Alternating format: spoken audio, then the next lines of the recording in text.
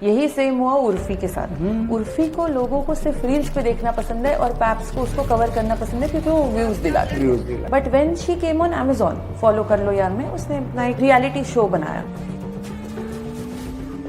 Amazon पर, follow कर लो यार, वो पिटा, बुरा नहीं पिटा। चलेगा। सर, लास्ट फ्यू इयर्स से बॉलीवुड एक इको चेम्बर में है। शायद ऑडियंस से उतना कनेक्ट नहीं कर पा रही है या फिर many other reasons. So what's your take on this? घिसे पिटे हीरो, घिसे पिटे एक्टर, घिसी पिटी कहानियाँ। आने वाले टाइम में बॉलीवुड बहुत पूरी तरीके से पिटने वाला है। देखिए कैसा है कि ये फिल्म टू फिल्म डिपेंड करता है। माने मेरे को ऐसा लगता है कि नेगेटिव पीआर का ये नहीं है कि हाँ उसके रिजल्ट्स नहीं आते, क्योंकि जैसे कहा ना, बदनाम हुए तो क्या हुआ, नाम तो हुआ, वैसा है। चर्चे होने चाहिए, चर्चे होने चाहिए, बातें बननी। इस एपिसोड में कठोर सच की बातें हुई है। So today we have my fatherly figure, my favorite person and a very well known film distributor who has distributed more than 500 films by now. आज तक आपने देखा और सुना वो फिल्म मेकर्स को जिन्होंने फिल्म्स बनाई, बट फिल्म बनने के बाद, वो प्रोडक्ट बनने के बाद रिलीज़ तक की जर्नी कैसे होती है, आज आपको पता चलेगा। क्या स्ट्रगल होता है, आप तक जो फिल्म्स पहुंचती है ना थिएटर्स में, वो कौन पहुंचाता है, वो कैसे पहुंचती है, ये सब आप जानेंगे। काफ़ी चीज़ें रिवील होंगी, काफ़ी इन्फॉर्मेशन मिलेगी और काफ़ी इंस्पिरेशन भी मिलेगी। So today we have mister Sameer Dixit sir, only on the viral partners show.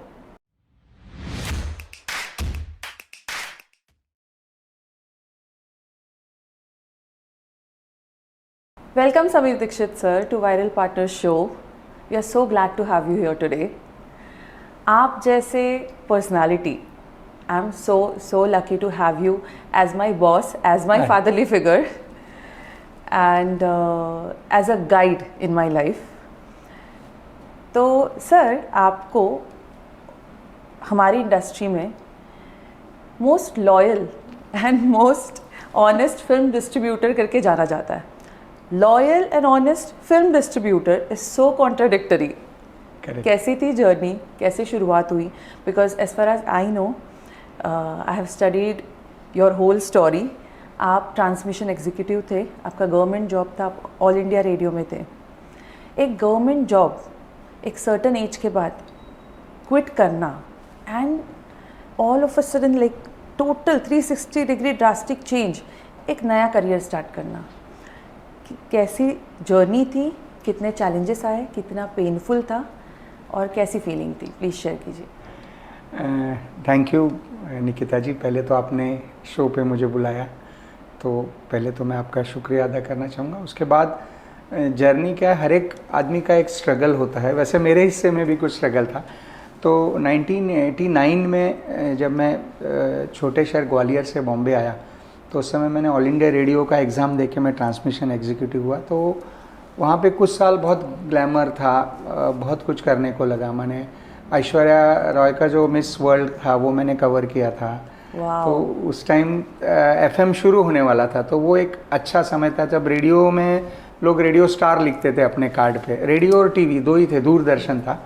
तो उस समय 89 टू 2000 तक जो था वो पीरियड बहुत ही 11 ईयर्स का, माने उस समय कोई कंपटीशन नहीं था, तो वो बहुत अच्छा गया। बट कुछ सालों के बाद मुझे ये पता चला कि गवर्नमेंट में आप ज़्यादा क्रिएटिव नहीं कर सकते, आपको मोनोटोनस होता है। माने आप कितना भी अच्छा परफॉर्म करें, उनको कुछ एक्सपेक्ट नहीं रहता है कि आपको जितना ड्यूटी दिए उतना आप करो, उसके बाद अगर आपको करना है तो आपका शौक है, इसमें हम आपको कुछ हेल्प नहीं करेंगे। तो मैं आउट ऑफ द वे जाके भी वहाँ मॉर्निंग शोज़ करता था, गुड मॉर्निंग बॉम्बे करता था, और उसके बाद और भी दूसरे मैंने एंटरटेनमेंट शोज़ किए थे। तो एफएम उस समय जब शुरू हुआ था, तब उस समय हमारे शोज़ पे आमिर खान, करिश्मा कपूर वगैरह उस समय आए थे, क्योंकि उनके लिए स्टीरियो एफएम वो नया था जब राजा हिंदुस्तानी वगैरह रिलीज़ हुई थी। तो उस समय थोड़ा समय कैसा निकल गया पता नहीं चला, पर बाद में मुझे लगा कि नहीं, मैं बॉम्बे में ये करने नहीं आया हूँ। और बेसिकली मेरी वाइफ जो है वो भी इसी मीडिया से थी, हम सेम बैच के थे। तो वो मेरे को हमेशा ऐसा लगता था कि मेरी ड्यूटी ख़त्म होने के बाद मैं रात को प्रोग्राम्स करता था, मॉर्निंग शोज़ के लिए तैयारी करता था, गाने निकालता था, पैशन फॉलो करते थे। यस। तो वो बाद में मुझे लगा कि नहीं, ये आप कितना भी कर लो, आपको एक लेवल से ज़्यादा ग्रोथ नहीं है। तो उसी समय मेरे को एक अपॉर्चुनिटी मिली, सागरिका म्यूज़िक करके शुरू हो रही थी, और उन लोगों ने मुझे अप्रोच किया कि आप हमारा संभालेंगे क्या म्यूज़िक डिवीज़न। उस समय म्यूज़िक भी बहुत क्रेज़ था, माने मैं 2090s और 2000 की बात कर रहा हूँ। तो उस समय घर से बहुत, जब घर पे लोगों को, क्योंकि हमारे पूरे ख़ानदान में इस तरफ भी और उस तरफ भी, मदर और फादर की तरफ, किसी ने नौकरी बिज़नेस नहीं किया। टीचर थे, डॉक्टर थे, इंजीनियर थे, पर कोई बिजनेसमैन नहीं था। जॉब बैकग्राउंड, जॉब सब करते थे। तो उस वजह से सब घर पे, स्पेशली मदर वगैरह, वो बहुत वरीड थी कि अरे अभी तुम्हारी शादी हुई है, अभी तुम्हारी फैमिली है, तुम कैसा छोड़ के कर सकते हो। बहुत से दोस्तों ने मुझे पागल कहा कि ये इतने अच्छी नौकरी है, सेटल्ड है, उसको मैंने 25 साल देखने की ज़रूरत नहीं है, तो भी है। पर मेरी वाइफ जो थी उसने मुझे बहुत मैंने सपोर्ट किया। उसने कहा कि देखो समीर, कि तुम्हारे अगर मन में पैशन है तो तुम वो करो, नहीं तो क्या होगा, तुम ऐसे ही करते रहोगे नौकरी, तुम कहीं तो भी ट्रांसफ़र होगी, फिर मेरी होगी, तुम नासिक में दुलिया, तुम अहमदाबाद, ऐसा सब होता। हमारे ट्रांसफ़र जॉब थी। तो बोले बॉम्बे में है और तुम्हें लगता है तुम कुछ कर सकते हो और तुम्हें ऑफ़र आया है तो तुम करो। तो वो मैंने रिज़ाइन किया, लेकिन मुझे आते 3 दिन तक मैं सो नहीं पाया, क्योंकि एक अच्छी भली नौकरी जिसमें से आपको कोई निकाल नहीं सकता, आप वहाँ से छोड़ के एक ऐसी जगह जा रहे थे, और वो कंपनी शुरू हो रही थी। मैंने उनके पहले 3-4 एल्बम ही बने थे। तो उस समय लोगों को सागरिका मालूम भी नहीं था। मैंने जब मैं बोलता था मैं सागरिका म्यूज़िक में हूँ, तो लोग शांत सागरिका बोलते थे, वो वाली सागरिका। सो वो जो थे पहले 2-3 महीने, मुझे रोज़ ऐसा लगता था कि मैं जाऊँगा और मुझे निकाल देंगे। सो वो एक रहता है, माने मिडिल क्लास की मेंटलिटी रहती है। और तो उस समय फिर जब मैं म्यूज़िक में आया तो वो एक अलग स्ट्रगल था, और उससे 2000 से मेरा वो जर्नी शुरू हुआ। फिर 6 साल मैंने सागरिका म्यूज़िक में किया, तब श्रेया, अजय, अतुल, उसके बाद ये अवधूत गुप्ते, वैशाली सामंत, इनका सब आर्टिस्ट कोऑर्डिनेशन, कुछ 800,000 एल्बम हम लोगों ने किए, और अलग अलग वहाँ एक्सपेरिमेंट्स किए, अलग अलग ये किया, क्योंकि म्यूज़िक उस समय वो मेड इन इंडिया, लिफ्ट करा दे और कांटा लगा, ये सब बहुत क्रेज़ था।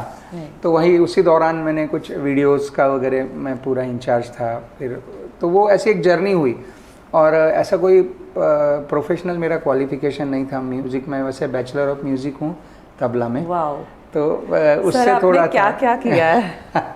तो वो करने के बाद फिर 6 साल बाद फिर वही होता है कि हर चीज़ का एक, माने मेरी वो, शायद आप उसको कमी बोलें या दुर्गुण बोले, कि कुछ समय बाद मेरे को मोनोटोनी से बोरिंग महसूस होने लगी।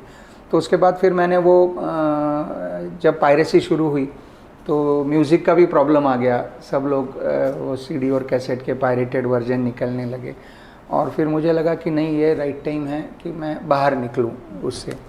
फिर उसके बाद मैंने कुछ इवेंट्स किए, गुलाम अली, आशा भोसले, सोनू निगम, पूरे इंडिया में। तो वो चूँकि कनेक्ट थे म्यूज़िक के, उससे भी मुझे लगा कि नहीं, वो भी बहुत डिफ़िकल्ट है, क्योंकि उसके लिए आपको फ़ंड की ज़रूरत लगती है, स्पॉन्सरर लगते हैं।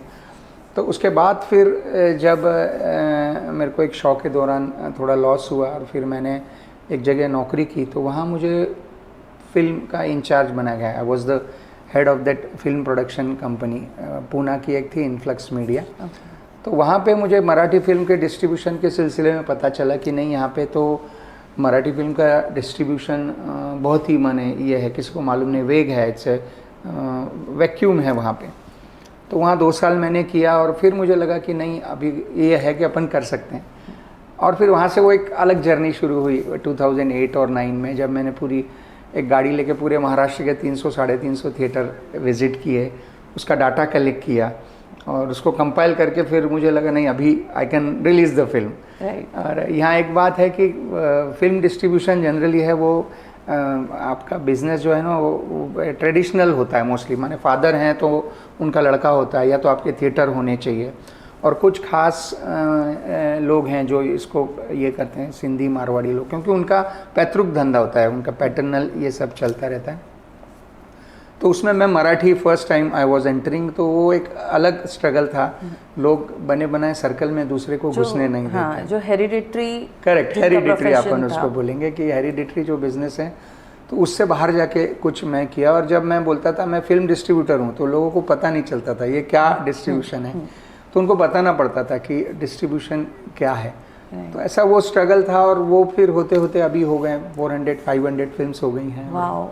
अभी जर्नी ट्रैवलिंग आपकी हॉबी है, वही आपको यहाँ पर काम Correct. कर गई। करेक्ट। मैं चाहती हूँ आप व्यूवर्स को वो जर्नी बताएं कि एक दिन आपने मुझे कहा था एक दिन आप गाड़ी निकाले, आप और आपके पार्टनर, कितने दिन लगे, ऑल ओवर महाराष्ट्र आपने Correct. सफ़र किया, correct. And you went to 350 Correct. Around 350 theatres, Theatres. And हर जगह से मतलब पॉजिटिव रिस्पॉन्स नहीं आता, Correct. रिजेक्शंस भी इस जर्नी में बहुत सारे बहुत आते हैं। बहुत ज़्यादा है। तो ये inspiring part of your journey आप हमारे व्यूवर्स के साथ शेयर कीजिए। कैसा हो कि हम जब थिएटर में जाते थे तो कुछ हमारे क्वेश्चनर थे कि प्रोजेक्टर कौन सा है, पॉपकॉर्न की कॉस्ट क्या है, समोसे की कॉस्ट क्या है, सीट के रेट्स क्या हैं, कौन से 6 महीने में सिनेमे लगे थे, किसकी सिल्वर जुबली हुई, ये सब चीज़ें थी। क्योंकि मुझे लगा कि ये चीज़ ऐसी है कि आप इसको अगर कॉर्पोरेट स्टाइल में करें और पूरा स्टडी करके करें तो यहाँ पे कोई कंपटीशन नहीं है, उस ज़माने की बात कर रहा हूँ। और वो वैसा ही हुआ कि मैं जनरली आप देखेंगे तो फिल्म डिस्ट्रीब्यूशन बिजनेस जो है वो बॉम्बे बेस्ड है। बॉम्बे में नाज बिल्डिंग करके ग्रांट रोड है, वहाँ से सब चलता है। पूरे इंडिया का बुकिंग उस थिएटर उस बिल्डिंग से होता है। और उस बिल्डिंग में कुछ 40-50 उस समय डिस्ट्रीब्यूटर के ऑफिस थे और वो फ़ोन पे बुकिंग सब चलता है। तो वहाँ जब मैं गया और थिएटर वालों को मिला कि मैं फिल्म डिस्ट्रीब्यूशन शुरू कर रहा हूँ या फिल्म डिस्ट्रीब्यूटर हूँ, तो उन्होंने कहा अरे भाई पहली बार देखा है कोई फिल्म डिस्ट्रीब्यूटर कैसा दिखता है, क्योंकि उन्होंने कभी उसका चेहरा ही नहीं देखा था। तो बहुत से लोगों ने सेल्फी ली कि हम बताएंगे कि एक फिल्म डिस्ट्रीब्यूटर भी हमें मिला है, क्योंकि थिएटर ओनर को कभी ज़रूरत ही नहीं पड़ती थी डिस्ट्रीब्यूटर। वो बोलता था, वहाँ से फिल्म आ जाती थी, फ़ोन पे टर्म्स की बात हो जाती थी और फिल्म लग जाती थी। तो ऐसा वो सब था। उसके बाद फिर ऐसा भी हुआ कि बहुत से जो लोग थिएटर थे उनको लगा अरे कोई 2 लड़के आ रहे हैं वो कर रहे हैं, तो उन्होंने बहुत डिस्करेज किया, किसी ने एंटरटेन नहीं किया, मिसगाइड किया। पर एक दूसरा पहलू भी था कि थिएटर ओनर था, उनका बहुत एक्सटॉर्शन हो रहा था। माने उनको आप समझ लीजिए सपोज 100 रुपये उनको भाड़ा दे रहे थे तो 400 रुपये आप प्रोड्यूसर से ले रहे थे। माने इतना बड़ा मार्जिन का गेम था। चूँकि उनका कनेक्ट नहीं था, चूँकि बॉम्बे में वो जाके बुक नहीं कर सकते थे, तो जो बीच के एजेंट लोग थे वो डिस्ट्रीब्यूटर जैसा करते थे और वो एक बहुत गलत प्रैक्टिस होती थी और उसमें कोई कंट्रोल नहीं था, नाइदर गवर्नमेंट का न कोई एसोसिएशन का। तो उसमें अगर कोई थिएटर ओनर अब बेचारे को उसको अगर सपोज 1-1.5 लाख भाड़ा मिल रहा है तो ये 4-4.5 लाख महीने का भाड़ा बाहर लगाते थे। माने इतना ज़्यादा वो चेन ही ये सारे खा जाते थे। तो वो उसमें मुझे लगा कि उसमें अगर अपन करें तो प्रोड्यूसर्स को अगर भाड़ा कम होगा तो उसको कलेक्शन का ज़्यादा फ़ायदा होगा। तो ये सब चीज़ें थी और वो उसमें भी बहुत स्ट्रगल हुआ। फिल्म माने ऐसा होता था कि फ्राइडे को जैसे मेरी फिल्म है तो हमारे पहले सिंगल स्क्रीन ज़्यादा थे, मल्टीप्लेक्स नहीं थे, तो भाड़ा मांगते थे, रेंट जिसे बोलते हैं, 7 शो 14 शो, तो वो भाड़ा ले लेते थे, बोलते थे ठीक है।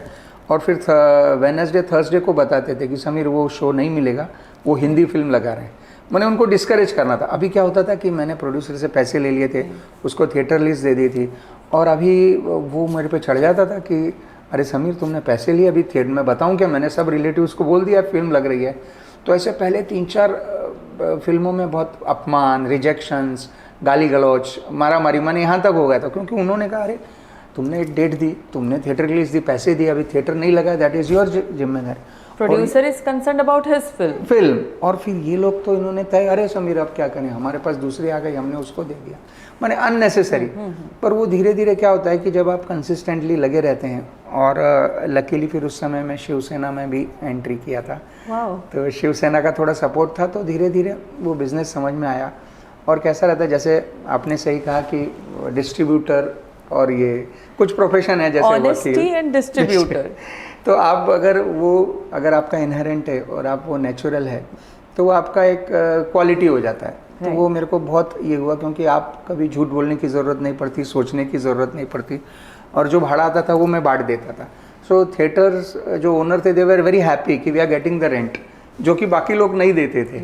सो वो एक मेरा प्लस पॉइंट हुआ और I can able to sustain, वो हुआ, वो आपका यूएसपी बन गया। और मुझे याद है उस समय नटरंग लगी थी जी की, बहुत फेमस थी, और मेरा झंडा आया तो मेरे को बहुत से फ़ोन आए कि समीर तुम मत लगाओ, जी है, नटरंग है, बहुत बड़ा है, वो उसमें बहुत उसका प्रॉब्लम था।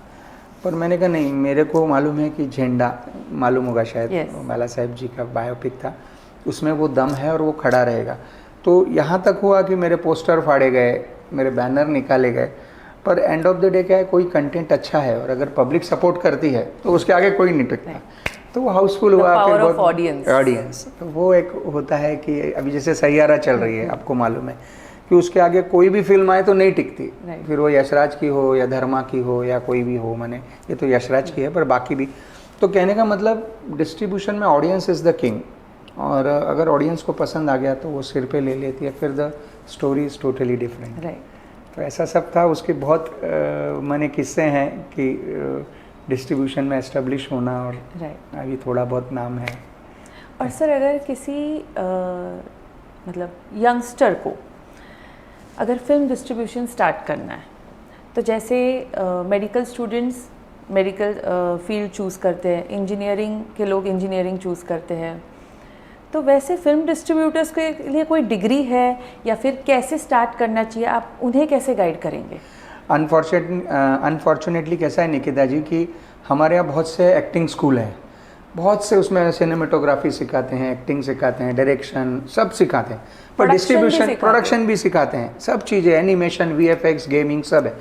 पर हमारे यहाँ डिस्ट्रीब्यूशन की ऐसी कोई कोर्स नहीं है, ना ऐसा कोई डिग्री है, ना ऐसा कोई कहीं से सपोर्ट किया जाता है। जबकि मुझे लगता है कि इस इंडस्ट्री में डिस्ट्रीब्यूशन इज़ अ बैकबोन, क्योंकि आपको 70% रेवेन्यू वहीं से आता है और उस पर ध्यान देने की ज़रूरत है। पर मैंने जो सीखा वो मैंने आप कह सकते हैं कि ट्रायल एंड एरर करके, लोगों से देख के, बात करके सीखा।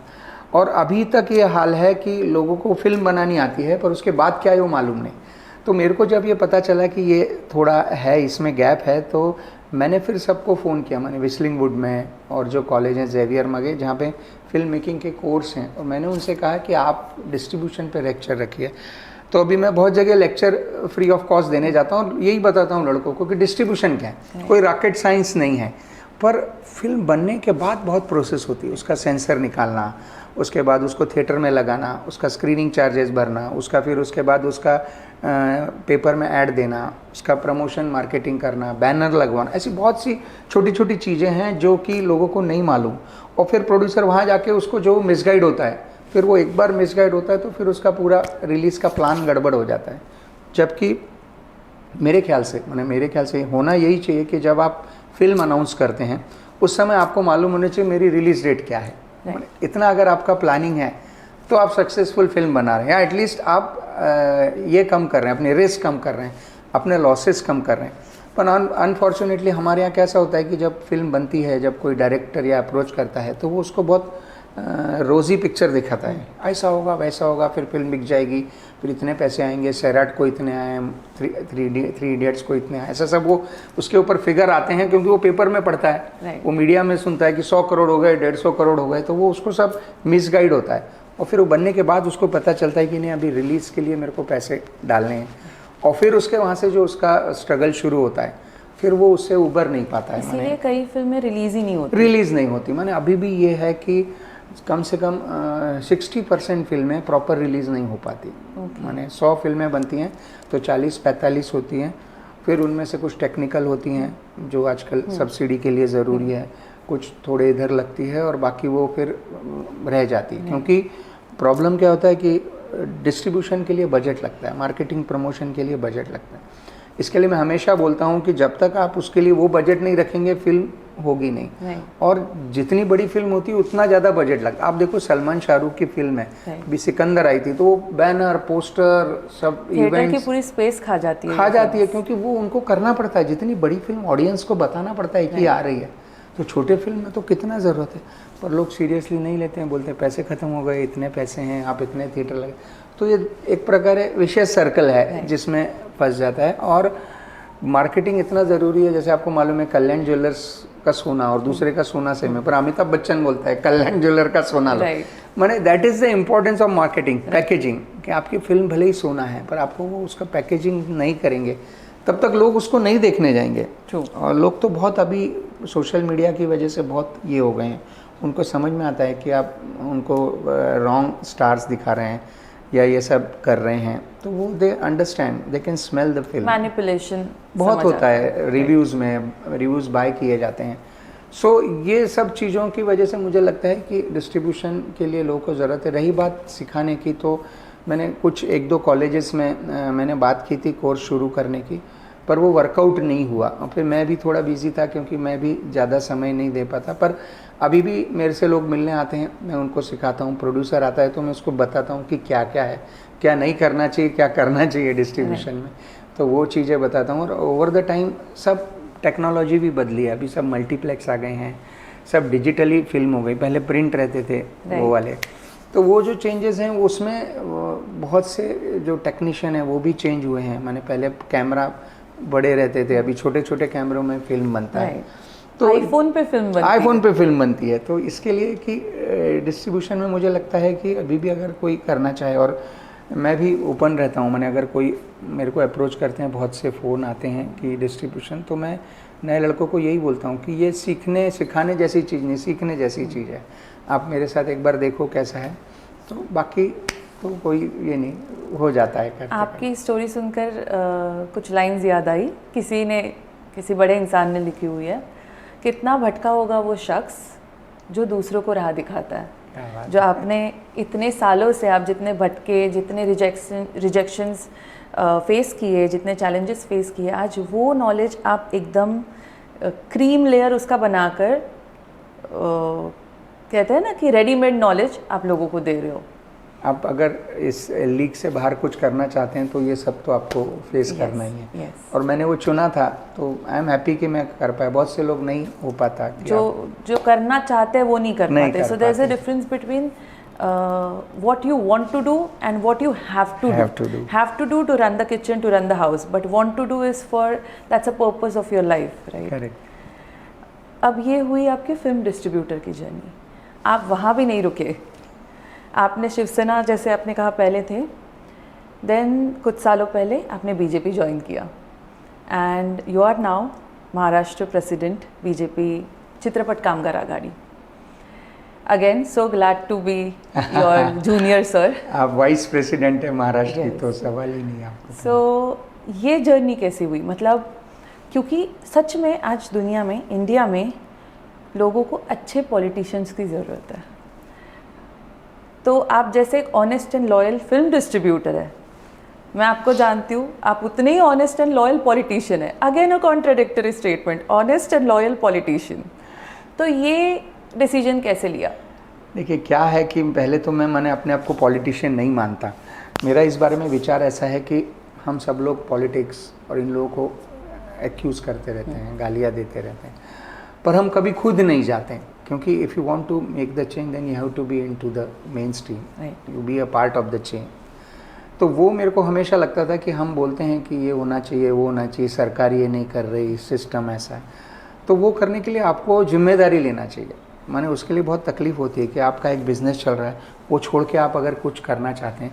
और इसमें भी क्या था कि वो मेरे को मैंने करना पड़ा, उसके लिए मैं बाध्य हुआ कि जब मैं मराठी फिल्म डिस्ट्रीब्यूशन शुरू किया तो मेरे को थिएटर नहीं मिलते थे। मैंने आपको मालूम है कि थिएटर का बहुत सालों से इशू चल रहा है। मैंने हम लोगों को, क्योंकि मराठी ही एक ऐसी भाषा है जो कि उसकी और हिंदी लिपि दोनों सेम है, देवनागरी। माने मराठी आदमी हिंदी देखता है, करेक्ट। तमिल, तेलुगु, कन्नड़ा, मलयालम ये दूसरे की भाषा नहीं देखते। माने तमिल वाला तेलुगु नहीं देखता, तेलुगु कन्नड़ा नहीं देखता, कन्नड़ा मलयालम, पर मराठी वाला हिंदी देखता है। Right, that is the biggest problem. और यहाँ पे सब स्टार हैं, शाहरुख, सलमान, ऋतिक, आमिर, ये सब लोग हैं। और लार्जर देन उनकी लाइफ होती है, 100 करोड़ की फिल्म्स होती है, 200 करोड़ का कलेक्शन होता है। तो उन सब के बीच हमको खड़ा रहना पड़ता है। तो हमारा स्ट्रगल बिल्कुल स्टैंडी से शुरू होता है कि हम स्टैंडी लगाते हैं, दूसरे दिन पता पड़ा वो हटा दी, सलमान की स्टैंडी लगा दी, वो हटा दी, कोई हॉलीवुड की आई है फैंटास्टिक 4 उसकी लगा दी, और हमारी स्टैंडी कहीं स्टोर रूम में पड़ी है। अब आप बार बार जाके तो उनको देख नहीं सकते। ये हमारे साथ शुरू हुआ। उसके बाद बैनर, 4 अगर बैनर की जगह तो हिंदी लग जाता था, मराठी का लगता ही नहीं था। फिर हम लोग जाते थे, भाई एक तो लगाओ, पिक्चर अच्छी चल रही है, फिर वो बैनर लगा के, माने हर जगह इवन कलेक्शन भी है तो भी ये होता था। दूसरी बात कि मैं इसके लिए मैंने ये भी कहना चाहूँ कि मराठी लोग भी जो हैं वो माने भाषा के प्रति प्रेम है, सब कुछ है, पर कई बार अभी जो नई जनरेशन है वो मराठी के प्रति इतना भी। मैं भी अपने डॉटर के साथ कभी फिल्म देखने जाता हूँ और बोलो चलो मराठी अच्छी लगी, तो वो पता पड़ता कोई अच्छी हॉलीवुड की लगी है या कोई आमिर खान की फिल्म आई तो वो देख के आ जाते हैं। So that is how we have to survive and we have to fight. तो उस समय जब ये सब शुरू हुआ, फिर मैंने शिवसेना में मैंने कुछ आंदोलन किए, हम लोगों को उस समय फिर शोज़ मिलना शुरू हुए।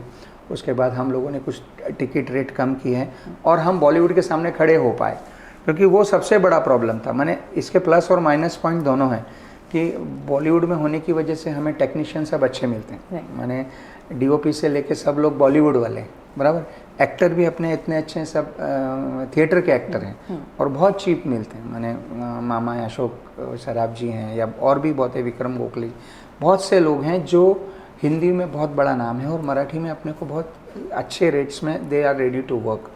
तो वो हम बना लेते हैं। और कंटेंट के मामले में आपको मालूम है कि मराठी लोग जो हैं वो लिटरेचर उनका बहुत अच्छा है, नेशनल अवार्ड मिलते हैं। बहुत से मेकर हैं जिन्होंने, और दादा साहेब फाल्के तो इधर से ही थे, महाराष्ट्र से थे, जिन्होंने ये पूरा इंडस्ट्री शुरू किया। तो वो करते करते जब 2-3 साल पहले मेरे को, जब बीजेपी, और basically I am from Gwalior, और वहाँ पे हमारा आरएसएस का बहुत एक्टिव वहाँ पे चलता रहता था। मैंने, हाँ, अटल बिहारी वाजपेयी जी थे, विजय राजे सिंधिया जी थे, तो अब हम स्कूल कॉलेज में उनका प्रमोशन करते थे। जनसंघ तब था, दीपक एक छोटा था, तो वो हमारा था कि हम इसमें जाते थे शाखा में मॉर्निंग में वगैरह। तो वो एक था, तो वो एक आपके रूट्स में था, आरएसएस था, वो फिर बीजेपी में हुआ। तो जब मेरे को पूछा गया तो फिर मैंने इतना सीरियसली नहीं लिया, पर एक विजय हरगुड़े जी करके आप जानती हैं, जो कामगार मोर्चा के प्रदेश अध्यक्ष हैं, फिर उन्होंने मुझे 2-3 मीटिंग में कन्विंस किया कि देखो समीर, तुम्हें अभी कुछ करना है तो हमारी गवर्नमेंट है, सेंट्रल में भी है, स्टेट में भी है, तुम कर पाओगे। मुझे मालूम है कि तुमने बहुत कोशिश की मराठी के लिए, and this is the right time. Fadnavis ji हैं, मुनगंटीवार हैं, बावनकुळे जी हैं, तो ये सब हैं जो तुमको सपोर्ट करेंगे और तुम अभी कुछ कोशिश कर सकते हो। तो वो फिर मैंने ज्वाइन किया। फिर अभी जैसे कहा कि आपको एक अच्छे लोग से नहीं चलता, अच्छे लोगों को लेना पड़ता है, इसके लिए आप जैसे लोगों को ज्वाइन किया। क्योंकि क्या होता है कि इसमें बहुत से लोग आते हैं, अपना अलग अलग उनका एजेंडा रहता है, उनके वेस्टेड इंटरेस्ट रहते हैं, तो आपको अच्छे लोग ढूंढ के, और अच्छे लोग आना नहीं चाहते। मैंने देखा जाए तो ये मेन स्ट्रीम पॉलिटिक्स नहीं है, ये पैरेलल है कि बोला तो पॉलिटिक्स है, बोला तो आपको, आप फिल्म इंडस्ट्री में इतना बड़ा पॉलिटिक्स है, उसी में लड़ना है। तो वो करने के लिए मुझे लगा कि ये एक पार्टी है जो जेन्युइन करती है। और सबसे बड़ी बात मुझे ये हुई कि मेरा वैसा कोई बैकग्राउंड नहीं था कि मैं 15 साल से बीजेपी में हूँ या कुछ कर रहा हूँ। मैंने 10 साल में कहीं किसी पार्टी में नहीं था। मैंने 2011 में मैंने छोड़ दिया था।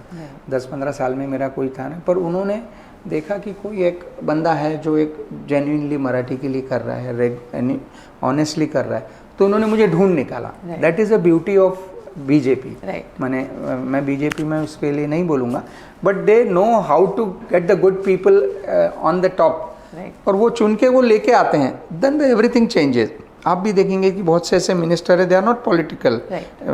ये माने पीयूष गोयल हैं, या बहुत से आप नाम लेंगे तो अरुण जेटली से लेके प्रमोद महाजन, सब माने लर्नेड हैं, सब पढ़े लिखे हैं, उनके फील्ड में वो बहुत ये हैं एक्सपर्ट, और वो उनको बना के किसी को मिनिस्टर बनाया, किसी को चेयरमैन बनाया।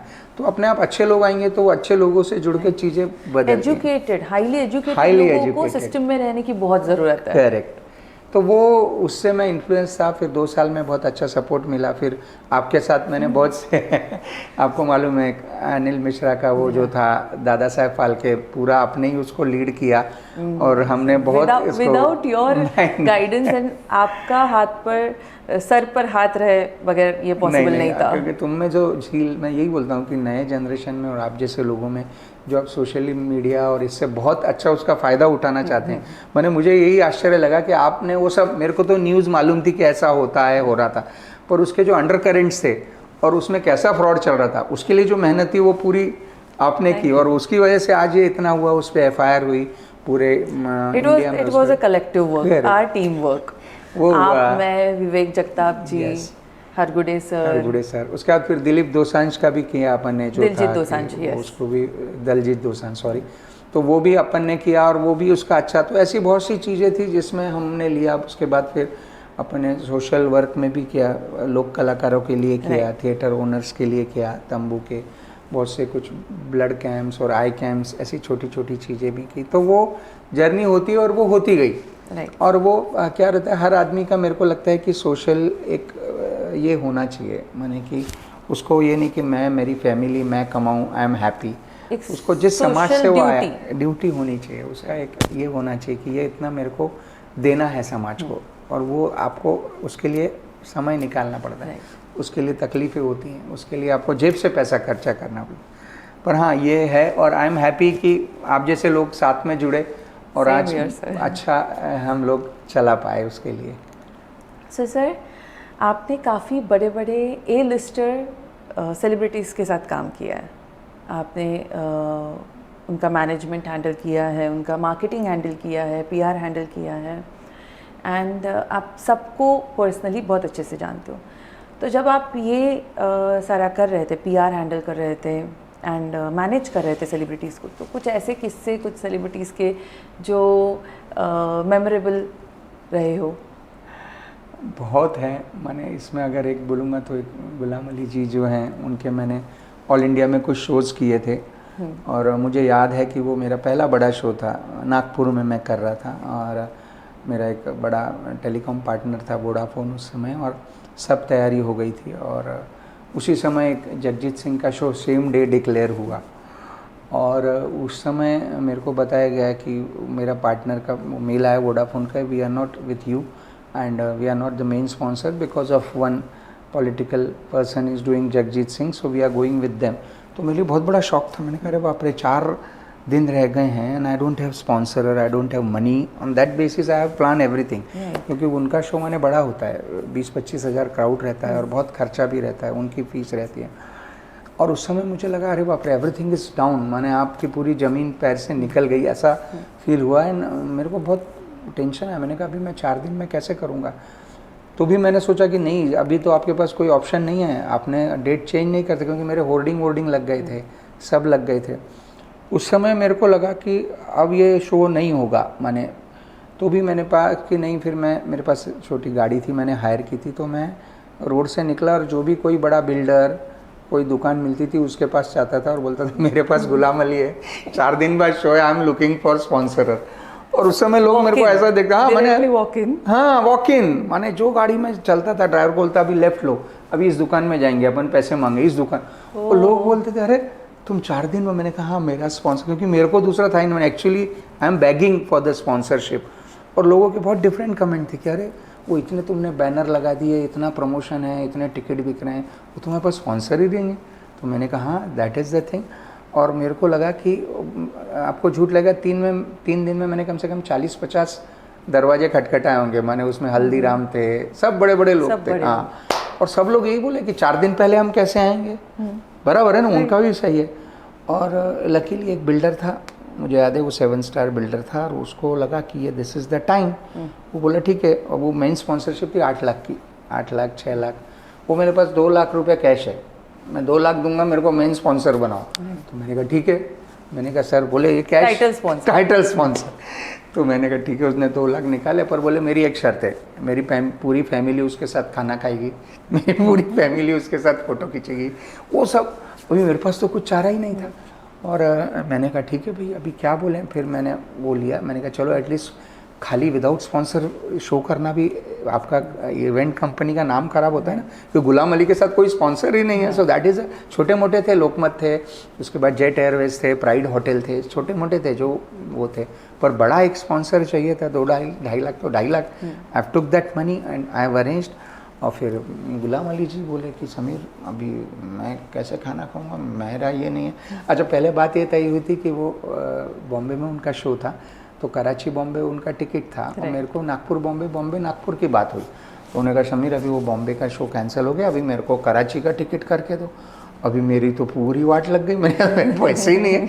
मैं उनके बिल्कुल पैर पकड़ लिए, मैंने कहा सर मेरे पास अभी स्पॉन्सर नहीं है, आपको मैं बॉम्बे तक कर देता हूँ और आप कैसा भी करके ये कीजिए। और फिर बड़ी मुश्किल से वो माने उनको समझ में आया कि ये मेरे तो पूरी वाट लगी। उसके बाद फिर वो प्राइड होटल में भी वो गए। अभी नागपुर में उस हिसाब से वो 5 स्टार उस समय था, 4 स्टार था। वो आए, अंदर आए, इधर उधर देखा, बोले मैं यहाँ नहीं रुकूंगा। अरे मैंने कहा, बोले तुमने कहा था 5 स्टार है। तो मैनेजर बोला सर ये 5 स्टार है। बोले मैं दुनिया में घुमाऊँ, 5 स्टार का लॉबी इतना छोटा होता ही नहीं है। अभी वो नागपुर का लॉबी छोटा था। अभी मैंने कहा सर ये 5 स्टार, अभी नागपुर में इससे अच्छा होटल ही नहीं है, बहुत बड़ा होटल है और एयरपोर्ट के एकदम बाजू में। कैसे तैसे करके उनको कन्विंस किया, फिर वो शो किया। पर वो ऐसी बहुत सी चीज़ें थी कि हम लोग एक बहुत बड़े सिंगर थे, मैं उनका नाम नहीं लूँगा, उनके पास अप्रोच हुए, वो उन्होंने बहुत फिल्मों में गाया, पद्म भूषण वगैरह भी मिला है वगैरह। तो मैंने कहा कि सर मुझे आपका एल्बम करना है और मुझे आपके गाने चाहिए, आपके मैं गाने सुन के बड़ा हुआ। उन्होंने कहा ठीक है, मैं गाने गाऊंगा लेकिन लता मंगेशकर के गाऊंगा, उनका एल्बम निकालो। मैंने ऐसे लोग, क्योंकि उन्होंने कहा समीर मैंने सब गाने गा लिए, अभी मेरे मन में एक इच्छा है कि लता मंगेशकर के गाने में ये करूँगा, मैंने इसको बोले वर्जन्स। अभी मेरी जो बॉस थी सागरिका मैम, मुझे बोले अरे समीर हम उनको उनके गाने के लिए पूछ रहे हैं, वो लता के गाने लोग क्यों सुनेंगे, लोग लता के ही सुनेंगे ना। तो ऐसे बहुत सी चीज़ें हुई। उसके बाद मैंने ये रहता है ना कि सोनू निगम को उस समय एक्टिंग करने का भूत चढ़ा था, वो एक्टिंग कर रहा था जैसे हिमेश रेशमिया ने भी कर ली थी। करेक्ट। और उसके बाद भी ये हुआ कि जब हम लोगों ने आइका दाजीबा किया था, Avadhoot Gupte music for which you got award, platinum disc, RAPA award, बहुत से अवार्ड मिले। तो वो भी जब हमने वो गाना किया आइका दाजीबा, वो मराठी मिक्स था, थोड़ा कोंकणी मिक्स था, अवधूत ने बहुत अच्छा कंपोजिशन किया, वैशाली ने उसको बहुत अच्छी तरह से गाया, वो कल्ट सॉन्ग हो गया। मैंने उस पे लोगों में फिर हर जगह डिस्को में, इसमें उसमें अब भी चलता है। तो उस समय जब हमने बनाया तो वो आधे लोग बोले कि अरे तो मराठी गाना है, ये हिंदी गाना कैसा। उसके बाद मैं MTV में गया, तो MTV में भी उन लोगों ने कहा अरे समीर ये तो नहीं चलेगा। और कैसा था, वैशाली नई सिंगर थी, उसका इंडियन ड्रेस रहता, बोले नहीं नहीं हमको वो मॉडर्न ड्रेस, हम इसको आर्टिस्ट ऑफ द मंथ करेंगे बट यू पूरा मेकओवर करो। फिर हमने उसको मेकओवर में हमने उसको ये किया, और वो क्योंकि वो ऑफ कोर्स वो डिमांड थी, MTV चैनल भी उस समय टॉप पे थे। तो वो ये हुआ कि वो जो गाना वो लोग एक्सेप्ट नहीं कर रहे थे, वो फिर चार्ट बस्टर हुआ, कंटिन्यूस 3 महीने वो टॉप पे था। तो ऐसा हमने बहुत सा ये किया। और उसके बाद फिर अवधूत ने अलग अलग एक्सपेरिमेंट्स भी किए उसने। फिर हमने एनिमेशन वहाँ पे कल्चर कंपनी करके शुरू किया। और वो हुआ कि सेलिब्रिटी के साथ आप जब काम करते हैं तो वो अलग तरह का, हमने सेलिब्रिटी के 2 फेस होते हैं, एक जो आपको दिखते हैं, एक उनके पीछे होते हैं। और उनके जो मैनेजर्स हैं उनको हैंडल करते हैं ना, उनको वो बहुत गुड कॉप बैड कॉप खेलते हैं मैनेजर्स और celebrity.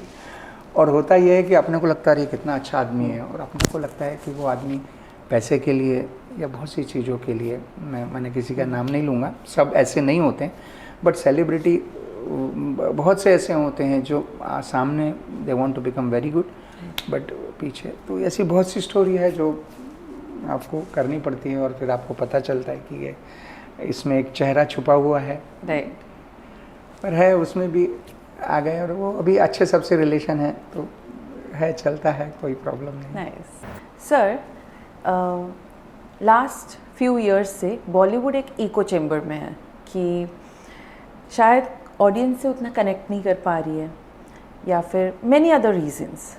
So what's your take on this? अभी कैसा हुआ है निकिता कि अब मैं बोलूँगा बॉलीवुड या कोई भी एंटरटेनमेंट इंडस्ट्री 2 इसमें बट गई है, AC और BC, मैंने बिफोर कोविड और आफ्टर कोविड। जैसे पहले AC BC था, before Christ and after Christ. तो ये पूरा जो आफ्टर कोविड है ना, उसमें बहुत सी अच्छी और बुरी बातें हुई हैं। माने क्या हुआ कि पहले तो ये हुआ कि लोग घर पे रहे, माने ऑफ कोर्स थिएटर एक ऐसी चीज़ थी जो सबसे पहले बंद हुई और सबसे बाद में शुरू हुई। 28 months there were no theatres they are working. तो उसमें क्या हुआ, लोग जब घर रहे तो उनको OTT चैनल देखने की आदत पड़ गई, उनको कंटेंट देखने की आदत पड़ गई। यूट्यूब में इधर उधर लोगों ने वर्ल्ड सिनेमा देखा, उन्होंने इतना कंटेंट देखा कि उनको समझ में आ गया कि अरे ये इंडिया में जो कई बार शिट दिखाते हैं या जो क्रैप दिखाते हैं, उससे तो बाहर कितना कुछ बन रहा है। और OTT ने क्या किया कि वो लैंग्वेज का जो बैरियर था वो हटा दिया। माने आज मैं अगर ईरानियन फिल्म देख रहा हूँ या मैं कोई इवन अफ्रीकन फिल्म देख रहा हूँ, तो I can understand, because emotions और ये जो है ह्यूमन के वो सब सेम है। एंड सबटाइटल्स है, सबटाइटल्स हैं, डबिंग है, लैंग्वेज चेंजिंग भी है, click off button you can watch. तो उससे क्या हुआ कि ऑडियंस जो है बेसिकली, पहले कैसा था कि एक फिल्म की ऑडियंस थी जो मिडिल, अपर मिडिल और जो लोअर मिडिल थी, और उनकी फिल्में थी और वो देखते थे। अभी क्या हुआ, सब लोगों ने सब देखा और उनको ये समझ में आया कि नहीं, कंटेंट भी अच्छे होते हैं, आपको सेलिब्रिटी की ज़रूरत नहीं होती। और ये जो बड़ा ड्रेस्टिक शिफ्ट हुआ कि लोगों को जब पता चला कि अरे ये तो कंटेंट मेरे को जो मैं इतने सालों से देख रहा था, ये तो टाइप कास्ट है, इसमें तो कुछ है ही नहीं। राइट। जबकि कितने ऐसे कंटेंट हैं, उनको ये पता चला कि जो ऑस्कर विनिंग अवार्ड फिल्म्स हैं या जो कांस में जाती है वो भी अलग एक उसका ये होता है Right. इफेक्ट या उसका फीलिंग होता है। तो उसकी वजह से क्या हो गया कि बॉलीवुड वाले जो अपने को एक सालों से दे रहे थे उनको एक जॉल्ट जैसा लगा, और OTT वालों को भी समझ में आया कि अपने को ये बड़ी बड़ी फिल्मों के स्टार हम लोग जो खरीदते थे वो एकदम ही चलने लायक नहीं थी। मुझे याद है, मैं इन नेटफ्लिक्स अमेज़ॉन के कुछ लोगों के टच में था, तो उन्होंने बताया कि हमने बहुत सी ऐसी फिल्में थी, भुज थी, कुली नंबर 1 थी वगैरह, वो हमने सिर्फ ट्रेलर देख के खरीद ली। They have given good price in crores, और बाद में पता चला कि वो बॉम्ब हो गई। मैंने उसको पब्लिक ने देखा ही नहीं, रेटिंग नहीं दिया और उसको बहुत बैड रिमार्क्स दिए। तो हमें लगा अरे ये इतनी बड़ी फिल्म, इतना बड़ा स्टारकास्ट, इतने डायरेक्टर पर ये नहीं चली क्योंकि उसमें कंटेंट ही नहीं था, और ये हमें पहले पता नहीं था। तो उसके बाद फिर OTT वालों ने भी रिवाइज किया, दे हैव डिसाइडेड कि अभी हम फिल्म देख के खरीदेंगे। ऐसा नहीं कि बाबा ये रेड चिलीज़ की, ये धर्मा की, ये तो लेना है। आपने भी देखा होगा ऐसी बहुत सी फिल्में हैं जो बड़े बड़े प्रोडक्शन हाउस की हैं, Right. और वो लगता है अरे फिर उन्होंने थिएटर में रिलीज़ ही नहीं की क्योंकि उनको मालूम था थिएटर में चलेगी नहीं। इसके लिए अभी OTT ने ये कंपलसरी किया है कि आप थिएटर में लगाओ फिर आप OTT बेच सकते हो। तो ये शिफ्ट जो था ये बहुत ज़रूरी था, इसमें करेक्शंस हुआ, और इसमें जो ये था सब स्टार वैल्यू कम हो, मैं ये नहीं बोलूँगा, स्टार वैल्यू है, होना भी चाहिए, पर जो सब स्टैंडर्ड थे वो लोग बाहर चले गए। और नए आर्टिस्ट जब पंकज त्रिपाठी, नवाजुद्दीन, वो ऐसे बहुत से लोग आए जिन नए भी कितने टैलेंटेड है, विक्रांत मैसी वगैरह, अभी 12वीं फेल को नेशनल अवार्ड मिला। सो that is the thing, you have good content, you have good story telling. और हमारा देश तो स्टोरी टेलिंग में बहुत, हमारे यहाँ तो नाना नानी दादा दादी बच्चों को रोज़ नई कहानी सुनाते हैं। So in that country we are getting the crab and we are eating that for so many years. तो वो अभी बहुत करेक्शंस हुआ है। और जैसा कि आप भी इस इंडस्ट्री से जुड़ी हैं, आपने भी फिल्में की हैं, मैंने आपकी फिल्म देखी, वो जो करेज फिल्म जो थी इंडो अमेरिकन, तो वो कितना अच्छा सब्जेक्ट है, कितना अच्छा बायोपिक है, ऑर्गन डोनेशन पे वुमेन की पूरा एक स्ट्रगल है। ऐसी फिल्में आनी चाहिए, ऐसी फिल्में लोगों तक पहुंचनी चाहिए। तो ये करेक्शंस हो रहा है और ये बहुत जल्दी होगा। फिल्म का, फ्लॉप फिल्म का, even though it had all though celebrities, example Thugs of Hindostan, हाँ, सब बड़े सेलिब्रिटीज, सब A-लिस्टर्स, बट वो चली नहीं, थिएटर में नहीं चली। ऐसे बहुत से उदाहरण हैं हम दे सकते हैं कि नहीं चली। और अभी एक रिसेंट सैयारा, कोई स्टारकास्ट नहीं, स्टोरी में फ्रेशनेस, प्रेजेंटेशन अलग, लोगों ने पसंद किया, सब फिल्मों को निकाल दिया, वो चल रही है। तो ये है कि लोग, दूसरा अभी सोशल मीडिया इतना बड़ा रोल प्ले कर रहा है, लोग देख के तुरंत फेसबुक पे डाल देखते हैं कि अरे मैं देख के आया ये फिल्म में, रिव्यू डाल देते हैं।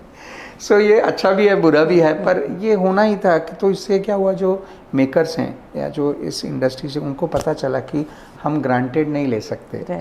हम ऑडियंस को जो सोचते थे कि जो हम परोस देंगे वो खा लेंगे, वो नहीं होगा। अभी उनको आपको कंटेंट देना पड़ेगा, उनको स्टोरी देनी पड़ेगी। और मैं हमेशा यही बोलता हूँ कि कंटेंट इज़ द किंग। आप कंटेंट अच्छा बनाओ, लोग आएंगे। आप कंटेंट गलत बनाओ, बड़े बड़े स्टार डालो, नहीं आएंगे पब्लिक। और वो ईयर द टाइम्स वो प्रूव हुआ है, और वो आगे और भी स्ट्रांग होगा। और अभी तो क्या वर्टिकल्स भी आ गए हैं, अभी तो सब पूरा कंटेंट का ही गेम चेंज हो गया है। बट पहले ना सर, जो OTTs नहीं थे जब, तब सारे लोग थिएटर जाते थे, but the pricing was also quite low. But अब थिएटर की प्राइसिंग इतनी बढ़ गई है, इंसान सोचता है इसमें तो मेरे सारे OTTs के ईयरली सब्सक्रिप्शन आ जाएंगे, क्योंकि एक मिडिल क्लास फैमिली थिएटर जाती है, 4 से 5 लोग जाते हैं, 4-5 लोग तो फैमिली के जाते हैं। वहाँ का फूड आपको लेना है कंपलसरी, दैट इज़ एक्सपेंसिव। 500 रुपये के नीचे पॉपकॉर्न नहीं आता है, एंड कंपलसरी वही का फूड लेना है। क्योंकि हम जब बचपन में थिएटर में जाते थे ना, हम अपना फूड लेकर जाते थे, बट अभी वैसे नहीं है, आपको कंपल्शन है, मैंडेटरी है। एंड देन वो जो ओवरऑल कॉस्ट एक मूवी डेट की, फैमिली डेट की जो बन जाती है, उसमें आपके ईयरली सब्सक्रिप्शन आ जाते हैं। करेक्ट, हर चैनल के। करेक्ट। इसीलिए लोग आराम से घर पे बैठ के देखते हैं। ये भी तो, पर ये बात भी सही है, पर मैं बताऊं कि ये जो आप बोल रही हैं उसका बहुत बड़ा इफेक्ट है कि ऑडियंस कम हुई है। पर वर्ल्ड वाइड वे फिनोमेना हुआ कि अपने यहाँ से तो पहले OTT अमेरिका या यूरोपियन कंट्रीज़ में आया, तो वहाँ पे भी नीचे हुआ। पर लोगों को समझ में आया जो एम्बियंस, जो फीलिंग आपको थिएटर में मिलती है, वो आपको घर में नहीं मिलती। तो वो धीरे धीरे आप देखेंगे कि लोग फिर थिएटर की ओर वापस आ रहे हैं। वापस लोगों का ये हुआ है कि ऑफ कोर्स वो दोनों रहेंगे, माने ऐसा नहीं होगा कि OTT आ गई तो थिएटर बंद, कम हो जाएंगे, उसमें करेक्शंस होगा। मल्टीप्लेक्स वालों को भी सोचना पड़ेगा। अभी उन्होंने वेडनेसडे 99 शुरू किया था तो हाउसफुल गए थे, और उस पर बहुत डिस्कशन चल रहा है कि आप इतना पॉपकॉर्न का प्राइस कैसे रख सकते हैं वगैरह वगैरह। पर उनका भी कैसा प्रॉब्लम है, जब हमारी उनसे बात होती है वो बोलती है कि देखो समीर, हमारा 40% रेवेन्यू F&B से आता है, पेप्सी, पॉपकॉर्न, पार्किंग, और ये लोग अगर हम नहीं लेंगे तो हमारा टिकट सेलिंग से नहीं आता है, क्योंकि टिकट सेलिंग का 50% प्रोड्यूसर के पास जाता है। बाद में उनको एक शो चलाने के लिए 4,500-5,000 हज़ार लगते हैं, वो क्लीनिंग, वो AC, वो मेंटेनेंस, क्योंकि वो आपने देखा होगा कि now film watching is an experience. आप माने रिक्लाइनर है, वहाँ पे ऑर्डर भी करो, आजकल तो फूड आ जाता है, कई थिएटर में तो ड्रिंक्स भी अलाउड किए हैं। तो वो चीज़ों के लिए आपको कीमत देना पड़ेगा, और उसका एक क्लास है जो देखेगा। पर मेरा ये कहना है कि जो सिंगल स्क्रीन वाला था उसके लिए भी कुछ ऐसे इकोनॉमी थिएटर बनने चाहिए। मैंने जनता नहीं बोलूँगा, जनता थिएटर, बट ऐसे कुछ थिएटर होना चाहिए जिसको गवर्नमेंट ने सपोर्ट करना चाहिए। अभी हमारा बात चल रही थी कि जितने भी बस स्टैंड है महाराष्ट्र में, वहाँ पे बहुत सी जगह खाली पड़ी है, तो वहाँ पे एक छोटे छोटे ऐसे थिएटर 200-150 के बनाए जाएं, छोटा कैफेटेरिया, और उसमें कुछ प्राइवेट पार्टनर्स आके वो लोग गवर्नमेंट के साथ बना रहे हैं। क्योंकि थिएटर जैसे हर समाज में आपको एक नाट्यगृह चाहिए, एक ये चाहिए, माने स्कूल चाहिए, हॉस्पिटल चाहिए, वैसे एक थिएटर भी चाहिए, कल्चरल भी होना चाहिए। क्योंकि आपको अगर एक हेल्दी समाज बनाना है तो आपको अच्छे कंटेंट भी दिखा के ऐसे थिएटर होने चाहिए, राइट मोड ऑफ एंटरटेनमेंट देना चाहिए। क्योंकि कितने जनरेशन्स जो बनी है वो उनके बचपन के सिनेमा देख के और ये देख के दे हैव बिकम आज ये, और उसका इन्फ्लुएंस पड़ता है। ऑफ कोर्स मैंने अच्छी फिल्मों में यही दिखाते हैं कि बाद में हीरो ही जीतता है और वो होता है, तो वो चीज़ें हैं जो ज़रूरी है, तो है समाज के लिए फिल्म। पर क्या आपको लगता है कि ये जो इंस्टाग्राम है या फिर सोशल मीडिया प्लेटफॉर्म्स है, इसका कहीं ना कहीं मूवीज़ पर असर हुआ है? Because now people want to watch short term content, short content, कि एक स्वाइप पे उनको चीज़ें देखनी है, कंटेंट कंज्यूम करना है, भले वो क्वालिटी कंटेंट हो ना हो, क्रिंज हो, पर उन्हें शॉर्ट कंटेंट कंज्यूम करना है। इसीलिए तो वर्टिकल ड्रामा आया।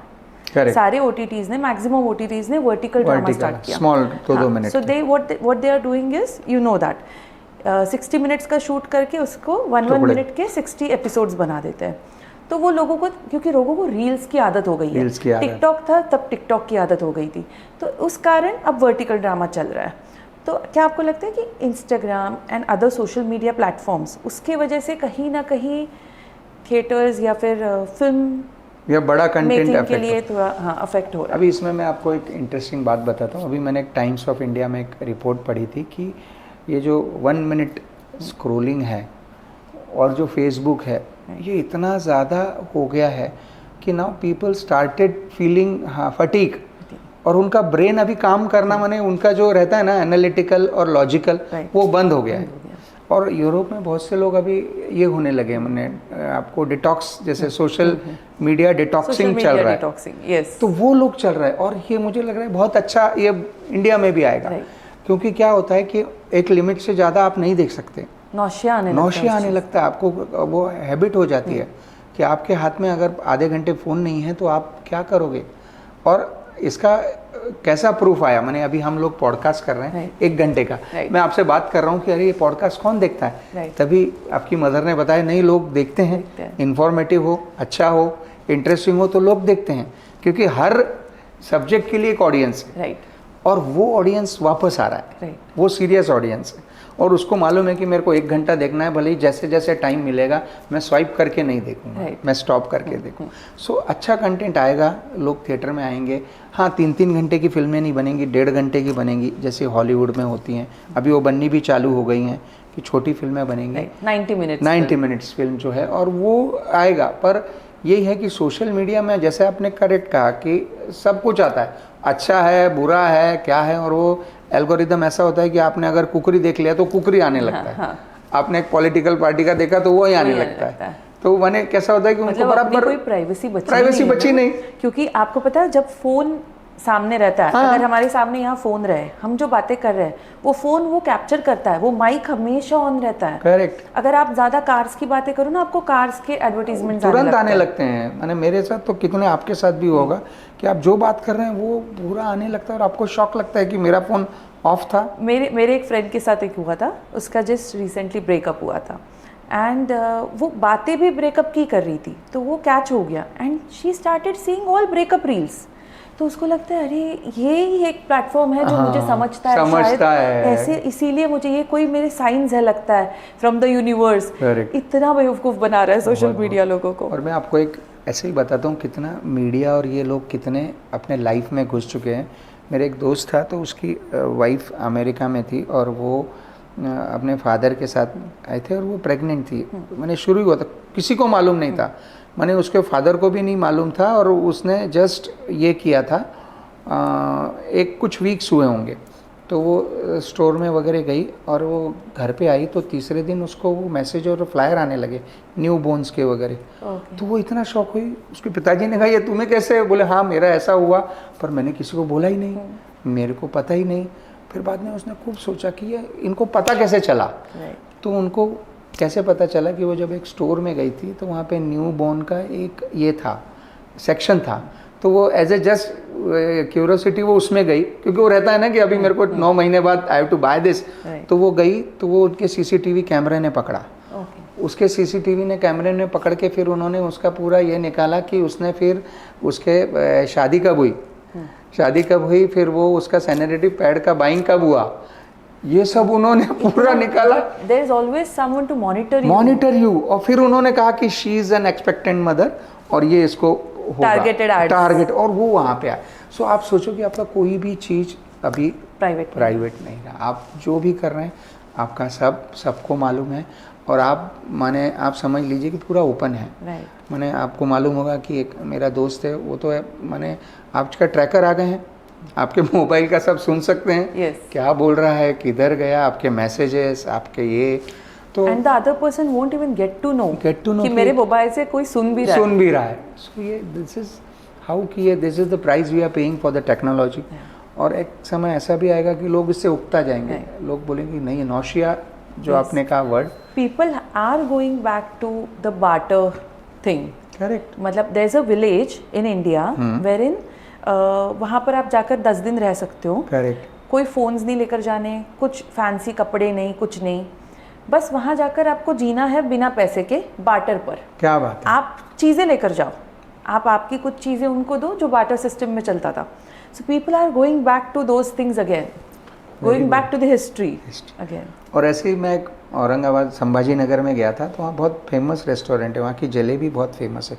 तो हम 7-8 लोग गए और एज़ यूजुअल हम लोग बातें कर रहे थे, मोबाइल देख रहे थे। तो वहाँ एक ऐसा प्लास्टिक का बड़ा एक बॉक्स रखा था, तो हमने पूछा भाई ये बॉक्स क्या है? उसमें लिखा था जलेबी, एक हर एक को एक जलेबी प्लेट फ्री। तो हमने बोला भैया जलेबी फ्री कैसे?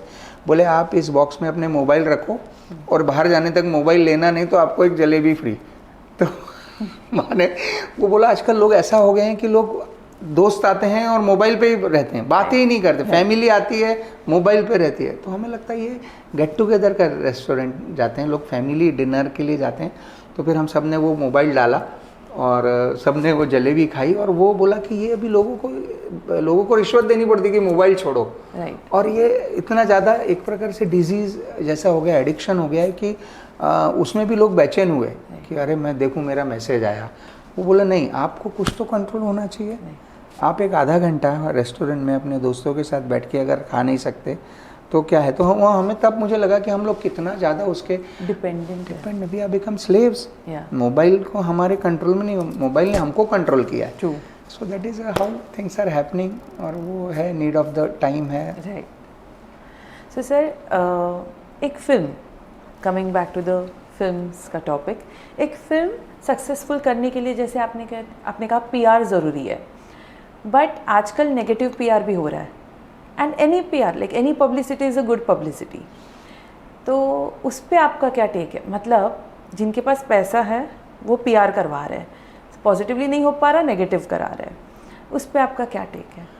देखिए कैसा है कि ये फिल्म टू फिल्म डिपेंड करता है। माने मेरे को ऐसा लगता है कि नेगेटिव PR का ये नहीं है कि हाँ उसके रिजल्ट्स नहीं आते, क्योंकि जैसे कहा ना कि बदनाम हुए तो क्या हुआ, नाम तो हुआ, वैसा है, चर्चे होने चाहिए, चर्चे होने चाहिए, बातें बननी चाहिए, बातें बननी चाहिए। पर वो क्या होता है कि वो किस लिमिट तक होना चाहिए, क्योंकि एक बार जब आप उसको ओपन करते हैं सोशल मीडिया या आप कुछ कंट्रोवर्सी क्रिएट करते हैं तो ऐसा होता है कि वो आपके हाथ में नहीं रहते। अभी मैं आपको कुछ एक दो फिल्मों की आपको बताऊंगा, एक बंगाल फाइल्स करके थी, या एक और ऐसी जोधपुर फाइल्स अभी आई है जो कंट्रोवर्सी थी, और उनके जो थे प्रोड्यूसर या जो उनके थे प्रोडक्शन वाले वो आए थे, और वो उनका यही कहना था कि उस फिल्म की बात नहीं कर रहा हूँ, पर ऐसे लोग आते हैं कि हमको इस फिल्म की कंट्रोवर्सी करना है, बराबर, और फिर वो उनका वो चालू होता है कि फिर ये न्यूज़ छोड़ना और ये डालना। पता पड़ा कि वो जब उन्होंने कंट्रोवर्सी की तो उस पर बैन लग गया, माने वो फिल्म रिलीज ही नहीं हो पाई, लोगों को पता चल गई, बैकलैश, हाँ, तो बैकलैश हो गया। तो यही है कि आपको किस चीज़ का कितना यूज़ करना है वो बहुत इम्पॉर्टेंट है।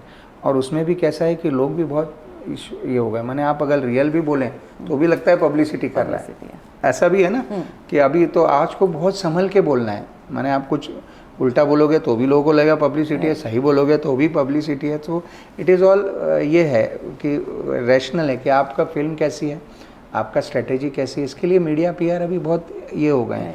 पहले ऐसा था कि कोई भी एनालिस्ट ट्वीट कर देता था और लोग बोलते थे अच्छा है, अभी तो क्या 25-50 हज़ार और सब ट्वीट आ जाते हैं, पेड रिव्यूज़, पेड ट्वीट। तो अभी बीच में मेरे को याद है कोई परसों ही मुझे कोई एजेंसी बोल रही थी कि दे हैव डिसाइडेड थी कि no press show, no PRing, no ये, माने उन्होंने कहा बिल्कुल, वो पीआर वाले फ़ोन कर रहे थे क्योंकि सबको पैकेट की आदत है, तो उन्होंने कहा सर आपने बोले नहीं मेरे को दिखानी नहीं है। फॉर देट ऑल्सो इवन सितारे ज़मीन पर भी आमिर खान टुक के स्टैंड कि मेरे को नहीं दिखाना है, मेरे को थिएटर में देखो, अच्छा बुरा जो लिखना, नहीं तो क्या होता है ये देख लेते हैं, फिर उनको एक्सपेक्ट रहता है कि प्रोड्यूसर कुछ देगा, फिर हम वो अच्छा लिखेंगे बुरा लिखेंगे। तो वो भी अभी मेकर को भी समझ में आ गया है कि अभी ये ऐसा नहीं होगा, public will be the final जज। आप किसी के अब देख के, और या तो फिर आप फेसबुक पे हो कोई देख के आया तो बात दूसरी है कि आप उसको, मराठी में ऐसा ही होता है कि मराठी में सेकंड वीक में फिल्म चलती है क्योंकि लोग फिर उसमें कमेंट लिखते हैं, मैं बघून आले तू पण बघ छान cinema, right. So that is you can say organic promotion, और वो सबसे सही होता है। आप रिव्यूज़ लिखवाओ, आप प्रेस में जाके स्टेटमेंट करो, वो ज़्यादा देर तक नहीं चलता है। So that is how things have changed. So sir, what's the difference between the struggle of releasing a commercial film and a art film? Because commercial film तो बिकनी ही बिकनी है, but एक art film, so वो क्या struggle होता है? अभी कैसा है कि ये बहुत अच्छा सवाल पूछा निकिता जी आपने, क्योंकि ये माने बहुत सालों से चला आ रहा है। जब कोई भी आप क्रिएटिव की बात करते हैं तो उसमें दो पहलू होते हैं, एक कमर्शियल एक नॉन कमर्शियल। माने फिल्म तो एक है ही, आप पेंटिंग ले लीजिए, आप परफॉर्मिंग आर्ट ले लीजिए, आप क्लासिकल ले लीजिए, माने म्यूज़िक ले लीजिए, हर एक में रहता है एक टिपिकल आर्ट और ये, और दूसरे कमर्शियल जो जिसमें फ़र्क आता है। मैं यहाँ फिल्म को आपको बताना चाहूँगा कि ये बहुत सालों से है कि फिल्में जो हैं आर्ट की वो नहीं चलती। माने कई बार ऐसा होता है कि हमारे यहाँ फिल्म में जब वो आता है प्रोड्यूसर, वो बोलता है सर इसको बर्लिन अवार्ड मिला है, इसको कर, मैंने कहा पहले वो बंद करो, उसको वो जो गेहूं की बालियां लगती है ना, वो उसको तुम हटाओ, नहीं तो तुम्हारी पिक्चर देखने नहीं आएगा। माने that is how the sad part of the whole story, कि आपको अच्छी फिल्म के लिए आपको अवार्ड मिला है, वो आप नहीं दे सकते, क्योंकि एक बात ये हो गया है कि अच्छी फिल्म जो है वो बहुत स्लो होती है, आर्टी होती है, उसमें बहुत धीरे धीरे दिखाते हैं, ये एक माइंडसेट है, जबकि ऐसा नहीं है। अच्छी फिल्में वो भी, अभी जैसे मैं बार बार सितारे ज़मीन पर बोलूँगा, बहुत सी 12वीं फेल जिसको नेशनल अवार्ड मिला है, वर्ल्ड वाइड मिली, ऐसी बहुत सी फिल्में हैं जो कनेक्ट थी ह्यूमन लाइफ से, ह्यूमन के स्ट्रगल से, और realistic. Slumdog millennium, correct, Slumdog millennium. तो इसको अपन आर्ट फिल्म नहीं बोल के इसको पैरेलल सिनेमा बोलें, उसका भी ऑडियंस है। और मैं यहाँ पे इसको बताते समय मुझे प्राउड लगता है कि Marathi is the only language जहाँ पे हर सब्जेक्ट पे फिल्म बनी है। माने मैं अभी इतने साल हो गए तो मैं आपको बताता हूँ कि चाइल्ड ट्रांसजेंडर से लेके ये जो ल्यूकोडर्मा होता है ना, कोड, वो सब्जेक्ट पे सिर्फ मराठी में फिल्म है, और वो उसके भी ऑडियंस है। कासव जो साइकेट्रिस्ट इस पे था, माने मेंटल इस पे था, श्वास। तो हर सब्जेक्ट पे मराठी इज़ द लैंग्वेज मैंने उसके बाद बंगाली आती है कि जिसमें क्रिएटिव लोग हैं और वो पैरेलल सिनेमा बनाते हैं। और नेशनल अवार्ड में 1-2 मराठी, अभी नाड़ को मिला अपने यहाँ, इसको मिला क्या बोलते हैं आत्म पैम्पलेट। अभी ये फिल्में थी, ये थिएटर में नहीं परफॉर्म कर पाई तो उसने उठा के यूट्यूब में डाल दी। यूट्यूब में दी is getting very good views in lakhs. सो ऑडियंस होता है हर चीज़ का, आपको पहुँचना आना चाहिए। अभी थिएटर वालों का कैसा है, उनका हिसाब क्लियर है कि पहले 3 दिन कलेक्शन आया तो पिक्चर अच्छी, नहीं आया तो नहीं। तो वो एक अनफॉर्चुनेट है कि आर्ट फिल्म को रिलीज़, अभी मैंने एक फिल्म की थी परिक्रमा, गौतम घोष की, और वो नर्मदा परिक्रमा पे थी, उसमें चित्रांगदा सिंह थी, इंडो इटालियन प्रोडक्शन था और प्रमोशन भी उन्होंने अच्छा किया। पर अनफॉर्चुनेट वही था कि वो ट्रीटमेंट, गौतम घोष हैं तो उनका वही ट्रीटमेंट रहेगा। शोज़ हुआ है, उसके लोगों को पसंद आई, पर वो जो मोमेंटम आना चाहिए, जो ऑडियंस आना चाहिए, वो नहीं आया। क्योंकि वही है कि आप जब सब्जेक्ट वैसा दिखाते हैं तो आप उसको ग्लैमराइज, मैंने चित्रांगदा सिंह प्रोड्यूसर ने ली थी कि वो शायद उसमें थोड़ा ग्लैमर आए, पब्लिक जाए, पर वो नहीं हुआ। तो ये that is how things are working कि लोगों को भी बहुत कमर्शियल चाहिए, बहुत। लार्जर देन लाइफ कितना चल रहा है? हाँ, RRR, पुष्पा 1, 2, अभी 3 आएगा, KGF 1, 2, अभी सारे लार्जर देन। अभी कूली है, उसमें तो उन्होंने सब लिया, आमिर खान को भी लिया है, उसमें रजनीकांत भी है, उसमें ये भी है, वेंकटेश है, और मैंने सबको लिया क्योंकि अभी ये नॉर्थ साउथ वो भी गैप कम हो गया है। उनको सब चाहिए कि पूरा इंडिया का ऑडियंस उसमें आना चाहिए। तो ये है कि आर्ट फिल्म का, तो भी मैं अपने बारे में ये बोल सकता हूँ कि मैंने अभी तक 2-3 फिल्में मैंने नेशनल अवार्ड विनिंग थी, उसमें एक चैम्पियन थी और एक और थी इन्वेस्टमेंट थी, जिसमें मैंने अपनी फ़ीस नहीं ली। मैंने मेरे को भी यही लगा कि ये लोगों तक ले जानी चाहिए। अनफॉर्चुनेटली ये हुआ कि उसका बहुत रिस्पॉन्स नहीं मिला, पर मेरे को ये दिल से अच्छा लगा कि एक फ़िल्म के लिए जिसको अवार्ड मिला है, नेशनल अवार्ड मिला है, उसमें मैं क्या योगदान दे सकता हूँ। तो वो मैंने किया था। पर वो प्रॉब्लम है कि मैं, अगर मेरे पास कोई फिल्म आती है जिसमें 10 बालियाँ लगी हो और वो मुझे बोलता है सर मेरे को इतना अवार्ड है, मैंने कहा रुको ये बोलो मत किसी को अवार्ड है, प्रेस में तो बिल्कुल मत बोलो, ये कमर्शियल फिल्म है। That's the sad part. That is the sad part है। और वो है तो है अभी जैसी इंडस्ट्री एक नॉर्म से चलती है, we have to follow that, that is the sad part. Sir मैं आपसे पूछना चाहूँगी कि बीइंग अ डिस्ट्रीब्यूटर आपने पायरेसी इश्यूज़ काफ़ी फेस किए होंगे, क्योंकि टेलीग्राम पर and many other such platforms movies leak होती है, तो इसको कैसे मैनेज किया जाता है या फिर क्या रिस्ट्रिक्शंस डाले जाते हैं जिस कारण पायरेसी कंट्रोल में आए, because it's a criminal offence, right? So क्या मेजर्स लिए जाते हैं? अभी कैसा है कि ये है ना, ये पायरेसी भी एक टेक्नोलॉजी की देन है। माने जब कोई भी चीज़ टेक्नोलॉजी के हाथ में चली जाती है तो वो दुतरफा तलवार जैसी होती है, माने उससे आप रक्षा भी कर सकते हैं, मार भी सकते हैं। तो ये पायरेसी ऐसी चीज़ है कि वो बहुत सालों से, माने मुझे याद है जब प्रिंट था उस समय भी पायरेसी होती थी। माने जब फिल्म रात को 9 से 12 शो ख़त्म हो जाता था तो उसको 12 से 3 शो चलाता था बुला के लोगों को, और रिकॉर्ड करता था, और वो वहाँ पे भी उसको ऑडियंस थी। तो वो पायरेसी हुई कि उसके लिमिटेड शो छोड़ के बाहर वो शो चलाता था, तब वैसी पायरेसी होती थी। और एक आपको इंटरेस्टिंग मैं बताता हूँ, मुझे एन चंद्रा जी जो हैं, जो अपने डायरेक्टर हैं, उन्होंने तेज़ाब और ये नरसिम्हा वगैरह बनाई, तो उन्होंने एक मुझे बहुत इंटरेस्टिंग किस्सा बताया कि अरे समीर, पायरेसी उस ज़माने में ऐसी हुई कि मैं फिल्म रिलीज़ हुई थी, 2-3 दिन हुए थे और नरसिम्हा का एक जगह प्रीमियर था कहीं सिटी में, तो मैं वहाँ सिटी में गया, वहाँ सब प्रीमियर वगैरह हुआ, फिर अपने रूम में आया और मैंने केबल टीवी लगाया तो नरसिम्हा चल रहा था। मैंने कहा अरे एक परसों रिलीज़ हुई है, मेरे को केबल पे तो मत दिखाओ। तो ये इतना बड़ा प्रॉब्लम उस ज़माने से चला रहा है। फिर वो हमने उसका कंप्लेंट किया, पुलिस कंप्लेंट किया, वो केबल वाले को पकड़ा, तो ऐसी वो था ही। अभी टेलीग्राम वगैरह कैसे हो गई कि जैसे मैंने आपको बताया कि वो सर्वर सब इंडिया के बाहर हैं, तो उन पर रूल एप्लीकेबल नहीं होते हैं गवर्नमेंट के, और आप उनको कैच नहीं कर सकते। तो आप क्या कर सकते हैं कि उनको डिलीट मार सकते हैं या उनको स्ट्राइक कर सकते हैं। तो अभी सब प्रोडक्शन हाउस की टीम है, कुछ प्राइवेट भी ऐसे लोग हैं जो आपको मदद करते हैं कि अगर वो आपकी फ़िल्म आपको पहले, क्योंकि क्या पहले 3 दिन ही उसको रोकना इंपॉर्टेंट होता है, क्योंकि वो 3 दिन में ही 4 दिन में ही पहुंच जाती है। तो वो 3 दिन उनको बहुत, वो बैठ के वो टीम 24/7 वो डिलीट करते रहते हैं, तो वो उस तरह से होता है। पर वो एक रेवेन्यू लॉस होता है, और उसके लिए इम्पा और फिल्म फ्रेटर्निटी ने आके मिनिस्टर को बीच में हमने अप्रोच भी किया था। एक बिल भी है, ऑलरेडी एक बिल है जिसमें बहुत सा मैंने स्ट्रिक्ट एक्शन है, जेल है, कुछ 5-10 लाख का उस पर फाइन है। पर वो होके भी क्या है कि उसको प्रूव करना कठिन होता है सोर्स कहाँ से हुआ है, क्योंकि वो फिल्म पायरेसी तो आ जाती है पर वो कहाँ से निकली है वो ढूंढना कठिन, कल्प्रिट नहीं पकड़ पाते। इसके लिए उसको ये कर ही दे, तो अभी वो लोग कोड डालते हैं, वाटरमार्क डालते हैं, उससे वो ट्रैक करते हैं। तो वो टेक्नोलॉजी है कि हैकर्स लोग जब हमेशा स्मार्ट होते ही हैं।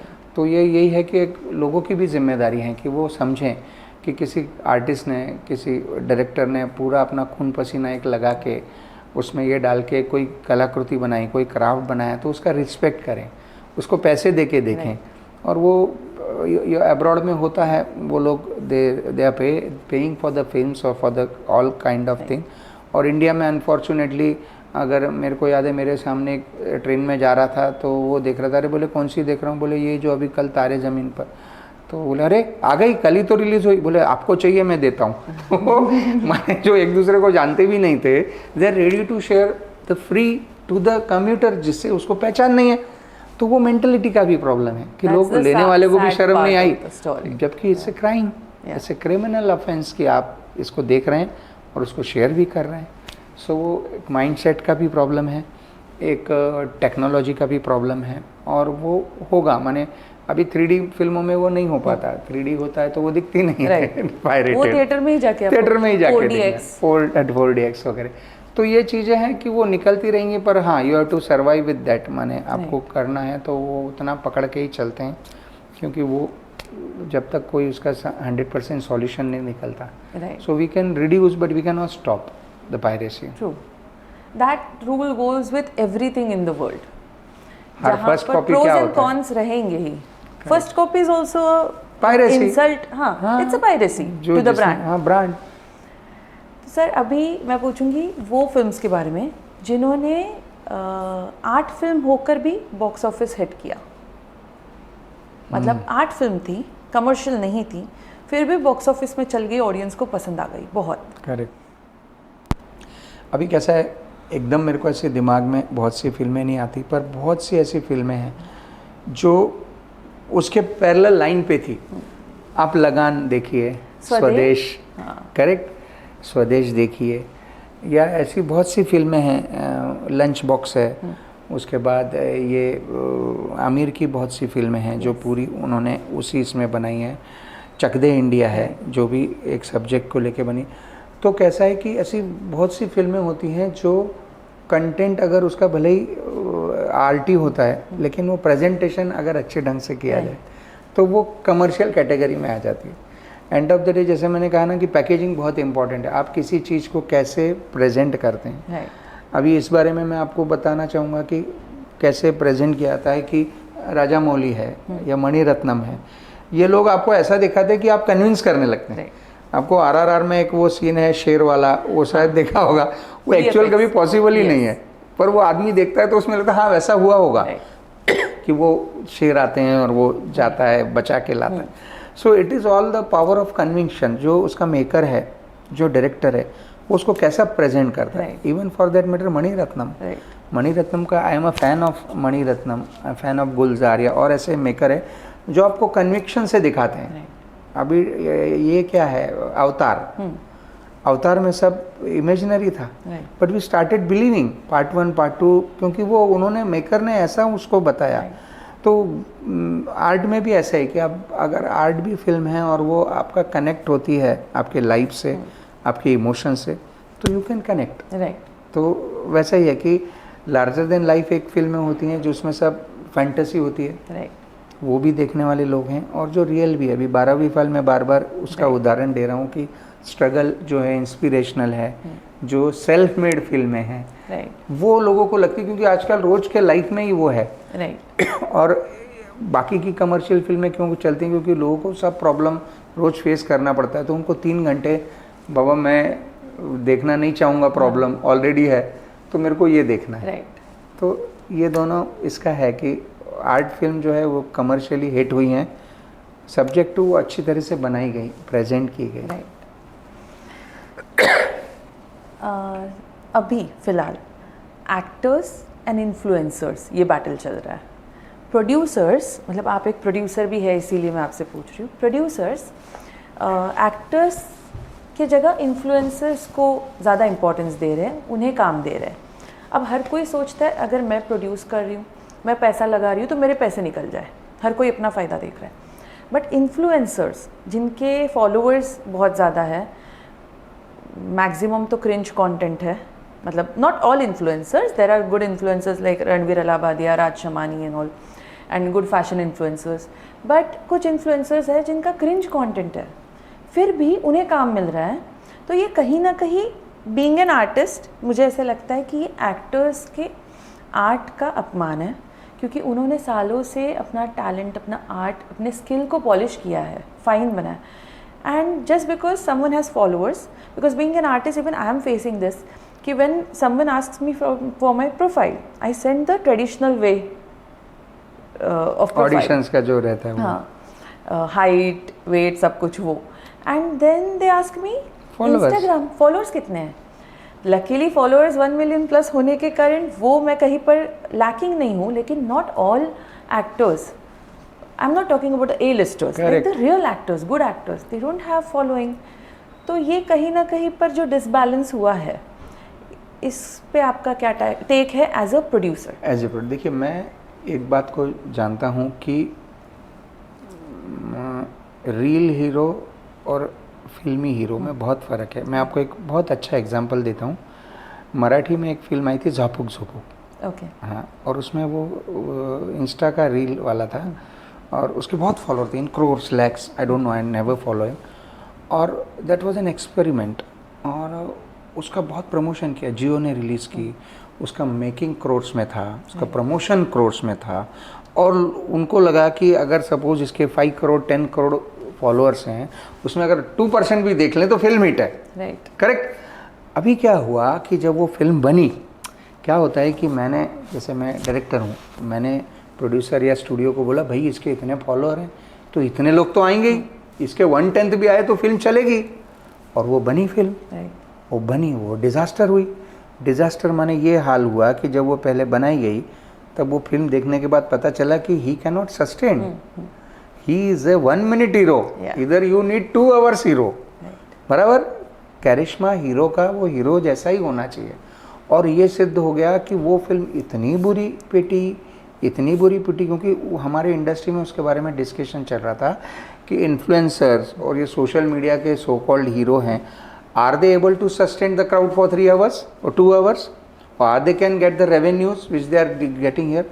तो हाल ये हुआ कि सबको मालूम था कि फिल्म रिलीज़ हो रही है, पर कोई देखने नहीं गया, क्योंकि लोगों ने कहा हम 1 ही मिनट इसको झेल सकते हैं, झेल शब्द थोड़ा गलत, डाइजेस्ट कर सकते हैं, इसको 2 घंटे आई कांट वॉच दैट। और ये फैक्ट है, ये सब इन्फ्लुएंसर के बाद, with respect to all influencer, क्योंकि इन्फ्लुएंसर में आप 1 मिनट या आप करके थे, acting is not so easy, उसके लिए आपको मेहनत और सालों sharpen your skills.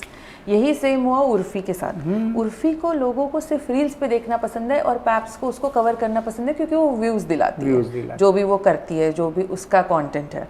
But when she came on Amazon, follow कर लो यार में, उसने अपना एक रियलिस्टिक मतलब रियलिटी शो बनाया Amazon पर, फॉलो कर लो यार, वो पिटा, बुरा नहीं पिटा। चलेगा। People don't want to watch them for hours, 1 minute का गेम है इनका, बस उतना ही। और बहुत से, मैं अभी टाइम्स में वही देखता रहता हूँ, बहुत मैंने पेडनेकर वगैरह, जो भूमि पेडनेकर हैं और जो लोग हैं, वो बोलती है मेरे को रिजेक्शंस बहुत से रोल के इसके लिए, मेरे पास फॉलोअर नहीं थे, जबकि she is a very good actress. ऐसे बहुत है, मैंने, मेरे को अभी नाम याद आया।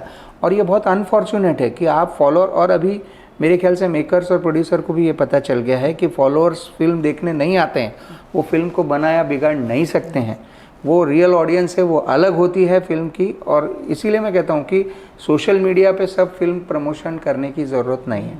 कुछ खास फिल्में हैं वो जो एज ग्रुप की हैं, उसमें थोड़ा फ़र्क पड़ सकता है। अभी मेरे यहाँ भी ऐसे लोग आते हैं कि अरे समीर ये फिल्म है, फेसबुक में मेरे को 5 लाख लाइक्स हैं, तो मैंने कहा 5 लोग भी वो लोग आए ना, क्योंकि अंगूठा भेजने में टाइम नहीं लगता, गुड नाइस, उसको एक बटन दबाना है, उधर थिएटर में जाके टिकट लेके अंदर वो लोग नहीं, they won't spend a single penny, नहीं पेनी करते। और मैंने ये बोला, फिर वो जब पिक्चर लगी, मैंने उससे सोचा भाई वो 5 लाख में से 50 नहीं आए, बोले हाँ ना यार, ये देखो ना यार, मेरे को सब तो दैट इज़ द प्रॉब्लम। जब मुझे कोई बोलता है ना सोशल मीडिया, मैं उनको बोलता हूँ कि भाई सोशल मीडिया एक लेवल से ज़्यादा अफेक्ट नहीं कर सकता।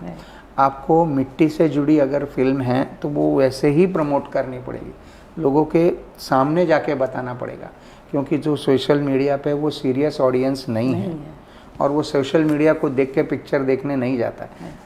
There are two things, one is to hype, one is to get them into the theatre. Social media से पता चलता है कि अभी मुझे मालूम है मैं सोशल मीडिया पे 15 मिनट बैठूंगा, मेरे को 4 फिल्में पता चल जाएगी, वार 2 आ रही है, ये आ रही है, पर मेरे को थिएटर में जाने के लिए मैं ट्रेलर ही देखूंगा यूट्यूब पे, या मैं लोगों से पूछूंगा, या मैं देखूंगा कि उसके बारे में एक्चुअल क्या है। करेक्ट। तो ये फ़र्क जो है वो लोग नहीं समझते हैं, और वो इन्फ्लुएंसर का मैं आपको लिख के देता हूँ एज ए, मेरे को ऐसा स्टेटमेंट नहीं करना चाहिए कि out of them there are always exception, they can not become an actor, क्योंकि एक्टर एक तपस्या है, एक्टर्स विल बी साधना actors, influencers will be influencers. और इन्फ्लुएंसर्स का भी मेरे को लगता है कि लाइफ बहुत छोटा होता है। अभी कुछ नाम हैं जो चलते आ रहे हैं, पर वो इतने लोग आ रहे हैं कि वो, आप जैसे रियलिटी शो, आपको मालूम है अभी रियलिटी शो में डांस इंडिया डांस में या कौन जीता, नहीं मालूम। पहले मालूम है अपने अभिजीत सावंत वगैरह सब, उसके बाद हर हफ्ते ही star of the voice of the India, dance of the India, तो वो इंडियन आइडल, तो वो नहीं होगा।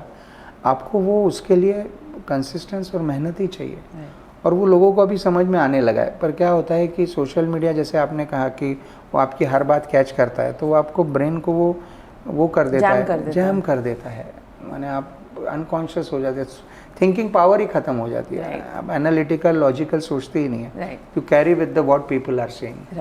सो that is the sad part of social media. Lastly, आप वो शख्स है जिन्होंने, वन ऑफ दोस्त जिन्होंने पिकल बॉल इंडिया में लाया। पिकल बॉल इंडिया में किसी को पता तक नहीं था। आपने 18 साल मेहनत की पिकल बॉल को इंडिया में लाने के लिए। ये जर्नी कैसी थी, इसके बारे में थोड़ा ऑडियंस को बताइए।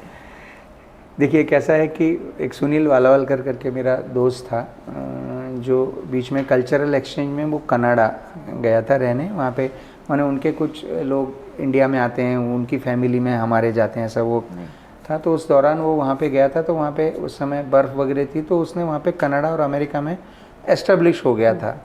तो वहाँ पे उसने बर्फ़ गिर रही थी, तो उसने गैराज में वो गेम देखा।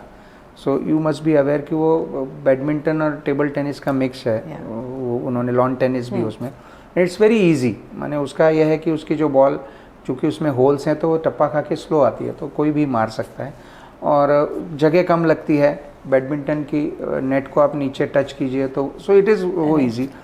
तो वो इतना ज़्यादा उससे इंस्पायर हुआ कि उसको लगा अरे ये इंडिया में लाना चाहिए, और वो हम 2-4 दोस्तों से मिला और बोला कि ये गेम है, और वो सो एक्साइटेड, बैट बॉल लेके आया था, और वो उसने बोला समीर संडे मिलते हैं अपन, मैं कुछ तो भी लाया हूँ।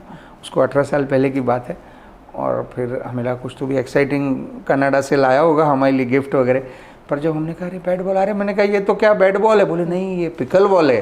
फिर वो उसने, तो मैंने कहा ठीक है, फिर उसने खेल वेल के दिखा, मैंने कहा ठीक है दिस इज़ गुड गेम, पर मैंने कहा इंडिया में क्रिकेट छोड़ के कुछ नहीं हो सकता। पर उसने हार नहीं मानी, वो हमारे पीछे लगा रहा, नहीं इसको लेंगे। फिर उसने एक एसोसिएशन बनाया, हमको मिलता रहा, फिर हमें भी लगा यार चलो कुछ नहीं तो लाइफ में एक गेम, नहीं तो भी हम बहुत ज़्यादा स्पोर्ट्स में एक्टिव नहीं है, इस गेम में फिर हमने खेला।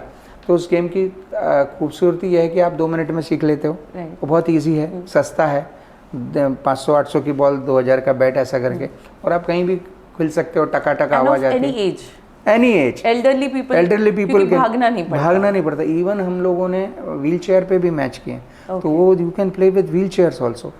तो वो करते करते उसमें भी हमें 8-10 साल निकल गए कि जैसे डिस्ट्रीब्यूशन का स्ट्रगल था वैसे ही था। हम जाते थे, लोग बोलते थे पिकल, बोले नहीं तुम बैडमिंटन बोलो, ये पिकल विकल बॉल नहीं, माने क्लब लोग लेने को तैयार नहीं, बाकी के जो स्पोर्ट्स वाले हैं वो इसको हाथ लगाने को तैयार नहीं। पर एंड ऑफ द डे, जैसे मैंने आपको कहा कि इंडियन लोगों की मेंटलिटी, माने यहाँ लोग खेलते थे, आता था, पर वो बूम नहीं आ रहा था, लोगों को समझ में आया था कि ये गेम है, अच्छा है, इजी टू लर्न है। मैंने मैं आपको इंटरेस्टिंग बताऊँ, इसको ये गेम हमने 25 एक्ट में रजिस्टर किया है, जिसमें 80G का हमको ये मिला है एग्जेम्पशन। तो वो जब कमिश्नर के पास हमारी फाइल गई तो वो कर रहा था, बोले ऐसा गेम को ये नहीं वो नहीं। तो फिर हमने कहा नहीं सर आप एक बार खेलिए। तो बोले मेरी डॉटर है वो लॉन टेनिस की चैम्पियन है, संडे को तुम लेके आओ, मैं खेलूँगा उसके साथ, अगर कुछ समझ में आया मेरी डॉटर को और मेरे को तो फिर अपन ATG दे देंगे, मैं 10 मिनट दूंगा। सो ही केम, he played, so he was so, वो 1.5 घंटा खेलता रहा। सो बाद में वो हो गया।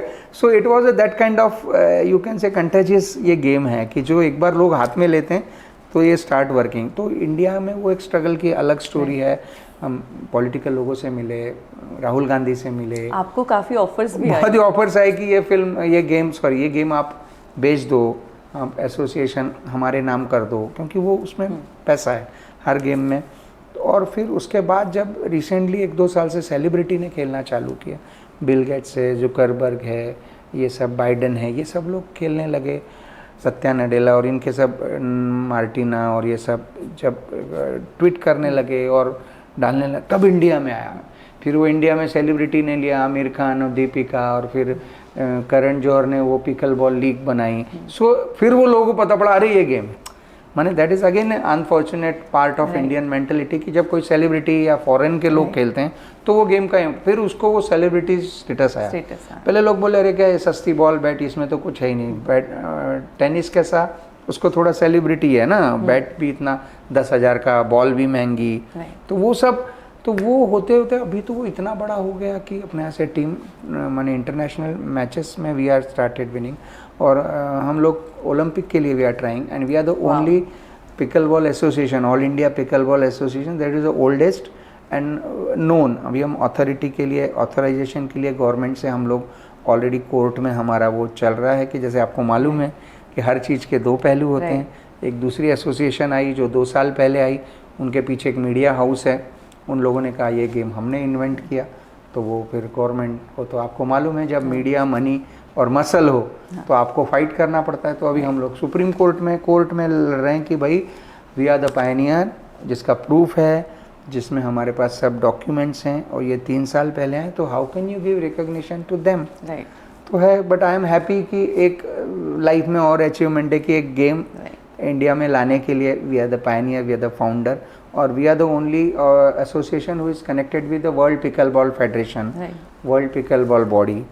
और उसके चेयरमैन अभी अरविंद प्रभु करके हैं, दादा करके, और सुनील वालावलकर, हम उसको फादर ऑफ पिकल बॉल बोलते हैं क्योंकि वो he is the person who took all the pains and he has given his life for pickle ball. तो है कि ऐसा किया है लाइफ में। सो आई एम हैप्पी कि गेम इंडिया में आज एस्टेब्लिश हुआ है and we are connected with that. And we are so happy to be a part of your life, a person like you. I'm not so big and really thank you very much and I really appreciate Nikita कि you have done this kind of venture। मैंने जब तुम्हें मुझे बोला कि मैं podcast करने वाली हूँ तो मुझे लगा जैसे और लोग अभी मेरे 2-3 पॉडकास्ट हो गए हैं, पर जिस सीरियसनेस से और जिस स्टडी करके तुमने जवाब पूछा, तो I am very happy and I am very proud कि मेरे को, क्योंकि क्या होता है कि लोग, जैसे तुमने कहा कि लोग बगैर स्टडी करके आ जाते हैं और पूछते हैं आप बताओ, अरे भाई मैं बताऊंगा तो तुम्हें मालूम ना। तो वो तुमने बहुत इसका जो ये प्रेजेंटेशन का स्टडी किया, क्योंकि बहुत से ऐसे सवाल पूछे जो आज तक मेरे से किसी ने नहीं पूछे, जबकि वो बेसिक हैं। और ऐसा नहीं कि डिस्ट्रीब्यूशन कोई रॉकेट साइंस है, आप देखो तो सबको पता चल सकता है। तो वो I really appreciate your efforts and your this Endeavour and I will really appreciate your this venture कि तुम सक्सेस हो। और मुझे वापस बुलाओ कुछ बड़ा हो तो। पार्ट 2 करेंगे हम। Yes yes yes. So thank you very much, thanks a lot.